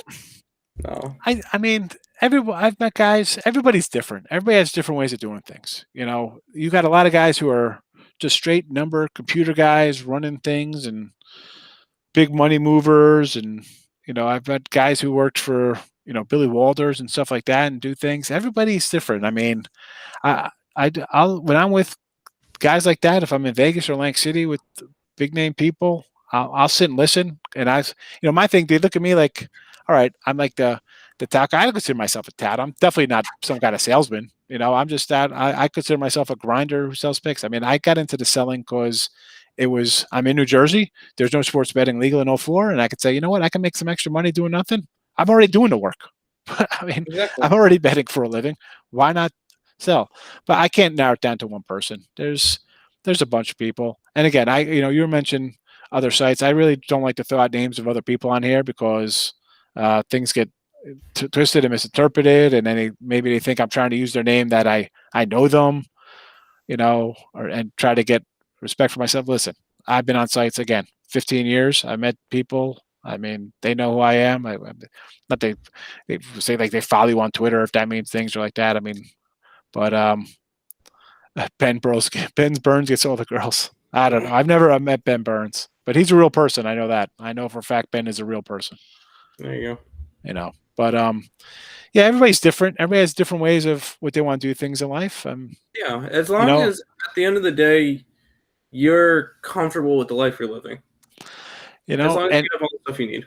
I was reckless. I mean, I see guys do what I do, and listen, that they're living, I guess, higher than me. They got bigger stuff, but I don't know. I feel like I've when I did stupid, or not, I shouldn't say stupid.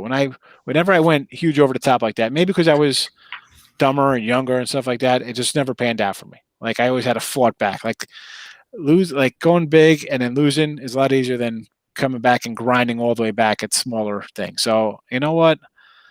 Whatever. I figured this is my little path. Like God has it this way or whatever.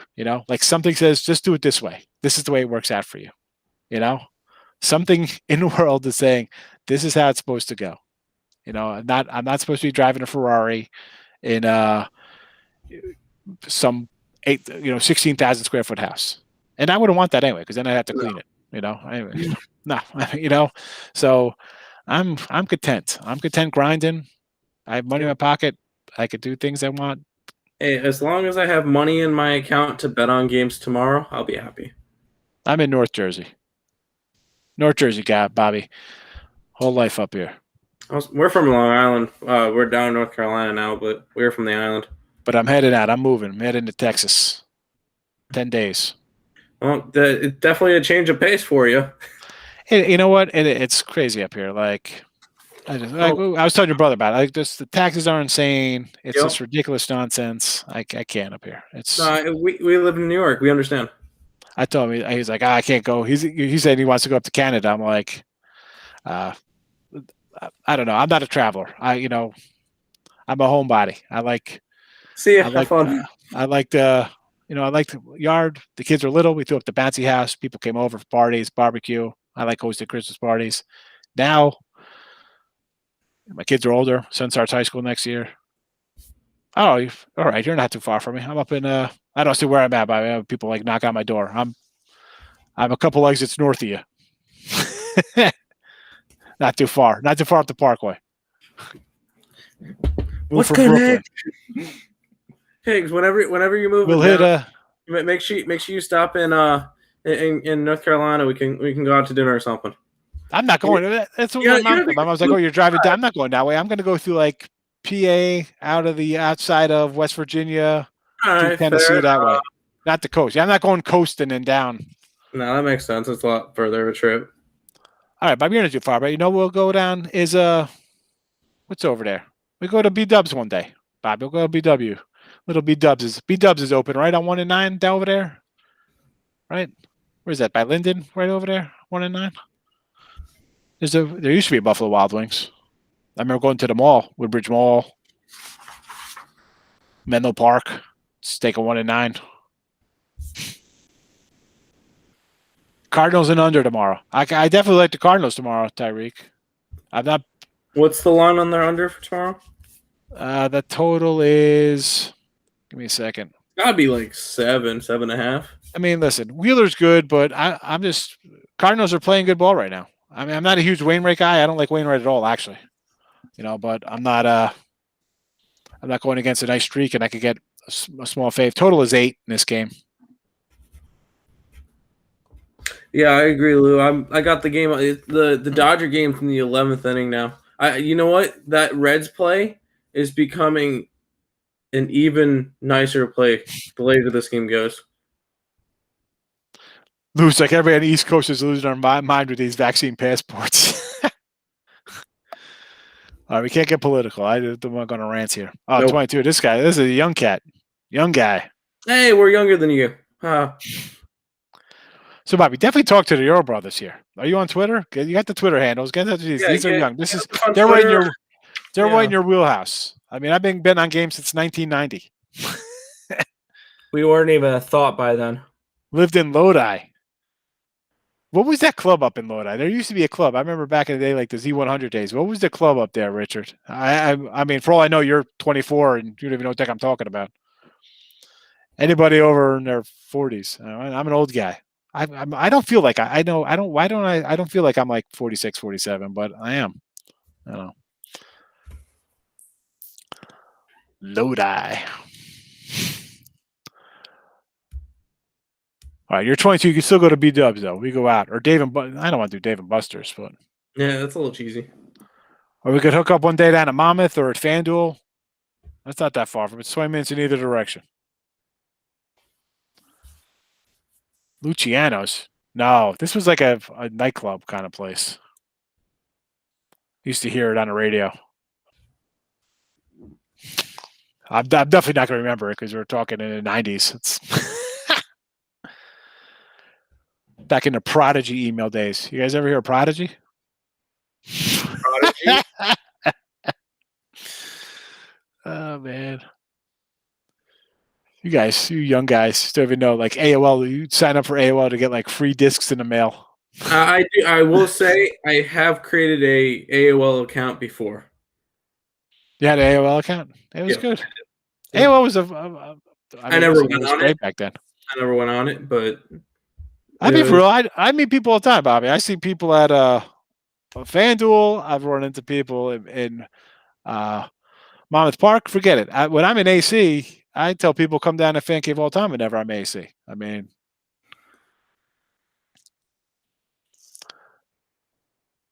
a throwback, absolutely, very. I'm getting to the throwback spot where I might pull my back if I go too far back, Aaron. Yeah. Not yet, though. I'm an in shape, fit guy. I'm pretty good shape for an older guy. Free discs, yeah, in the mail. Aaron knows.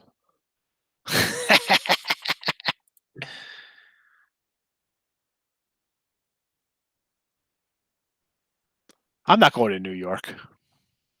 No way. No. First of all, if I'm going to a deli, I'll go. Well, who's my favorite deli here? There's one in Elizabeth that I used to go to way back in the day, like Darris. It used to be Campy's Corner. We didn't really live New York. I'm not a traveler, but I'll go to FanDuel. I'll go to AC. No, I'm not. I mean, I used to go to Yankee. I used to go to sporting events when they were sporting events. Now I just sit home on Twitter and go to the park, go to the gym. That's about it. Dallas Stars and Pucks tomorrow? No? He's saying no, though. The hockey guy says no.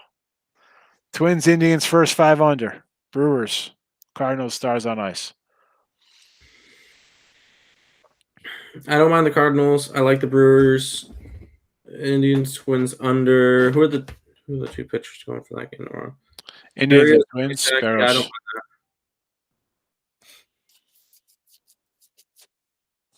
Oh, man. All right, we'll go wrap this. Is what, 3 hours? Yep. Well, we're going good. You guys are young. I got to get ready for tomorrow. I got to start doing work. Yeah. You got to start handicapping some baseball. This is other 2 hours. This night's going for another 2 hours for me. There you go. Yo, same here. All right, those watching. Detroit. Oh, look at this. Richard's just coming in. KC, Detroit. We're taking. We kind of like Detroit tomorrow. We're off. We like KC, but we think we're going to have some guys sitting out of the lineup. So the under. Get that. Try to get that 8.5 tomorrow. Rob, Richard. Keep calling. I don't know why I called you Rob. Richard. Under. Try to get 8.5. We think there's going to be some guys out. Wait to bet that game until like 11:30, 12 o'clock tomorrow, when you could probably get. We're nuts, Gloria. The two brothers they make me look like a quiet guy. We could go on all night with these guys because they're like me. We could just talk. I'm not saying that's a bad thing because we got off the show the other day. We talked for another hour and a half after both you guys. So Yeah. I told you. I said once I get down to the new place it's set up, the live show is going to be all day long.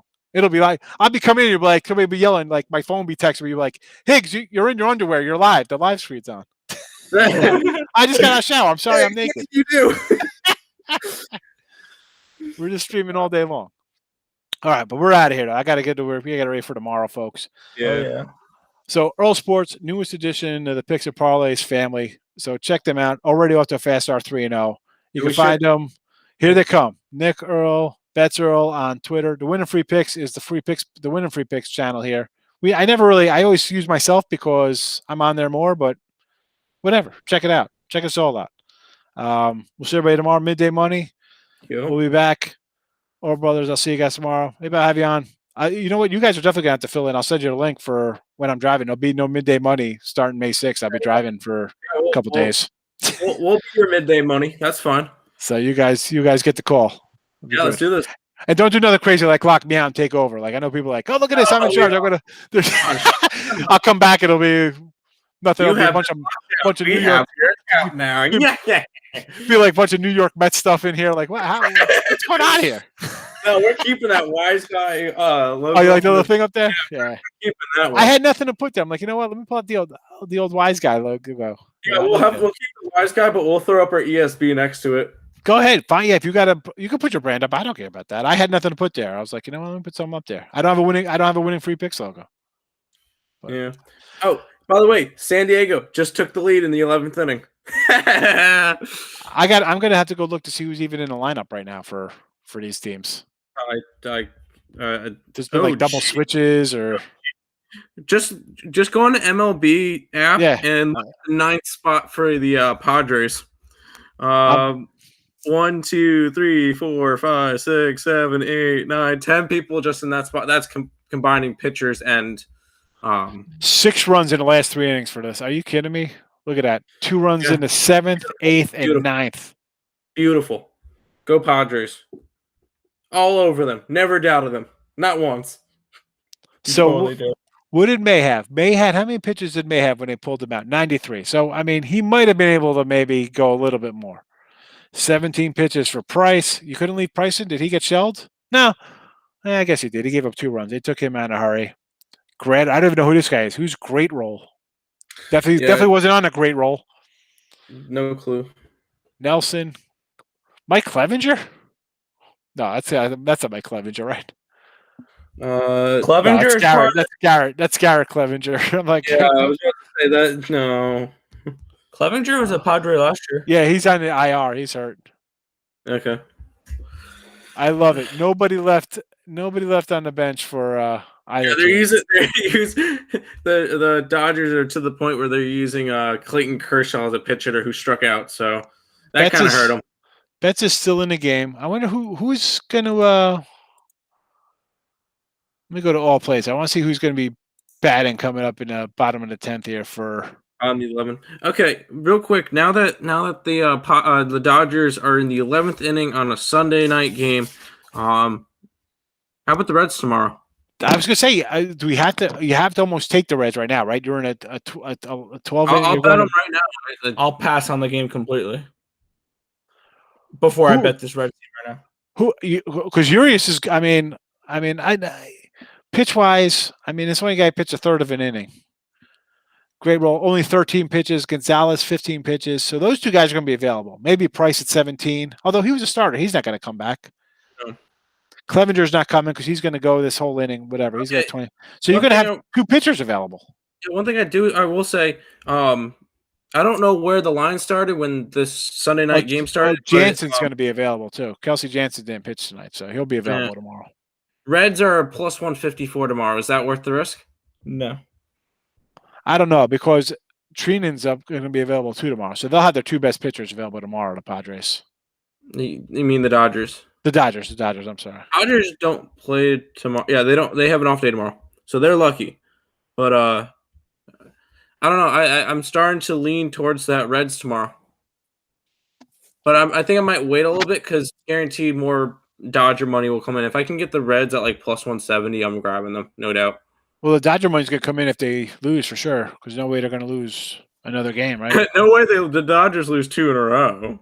Especially right? I mean, really. And that's the first thing I see when I look at teams like that. Lean and Royals. We kind of like the Royals tomorrow too, a little bit, but we're just worried about who's going to be sitting out tomorrow because that's a travel day for them, afternoon game. It could be time to, sit Solar might sit out there. You never know. Yeah. All right. Let's get out of here. All right, folks. Thanks for watching. Give everybody a like. Give us a follow. Midday Money tomorrow. Bobby, come in, say hello during the day. Give the show a follow there. Come in, we'll chat. We could always chat. But we're out of here. Midnight, good 3 hours. Oh, yeah. Nick and Tim, thanks for popping in. Good chat. I'm sure people are now be like, "What the heck's going on in this place?" It's been on for 3 hours. This is still. People are probably waking up thinking, "Is it morning time already?" They don't even know it's the same show. 8 minutes away. We got this. All right. Good luck, everybody.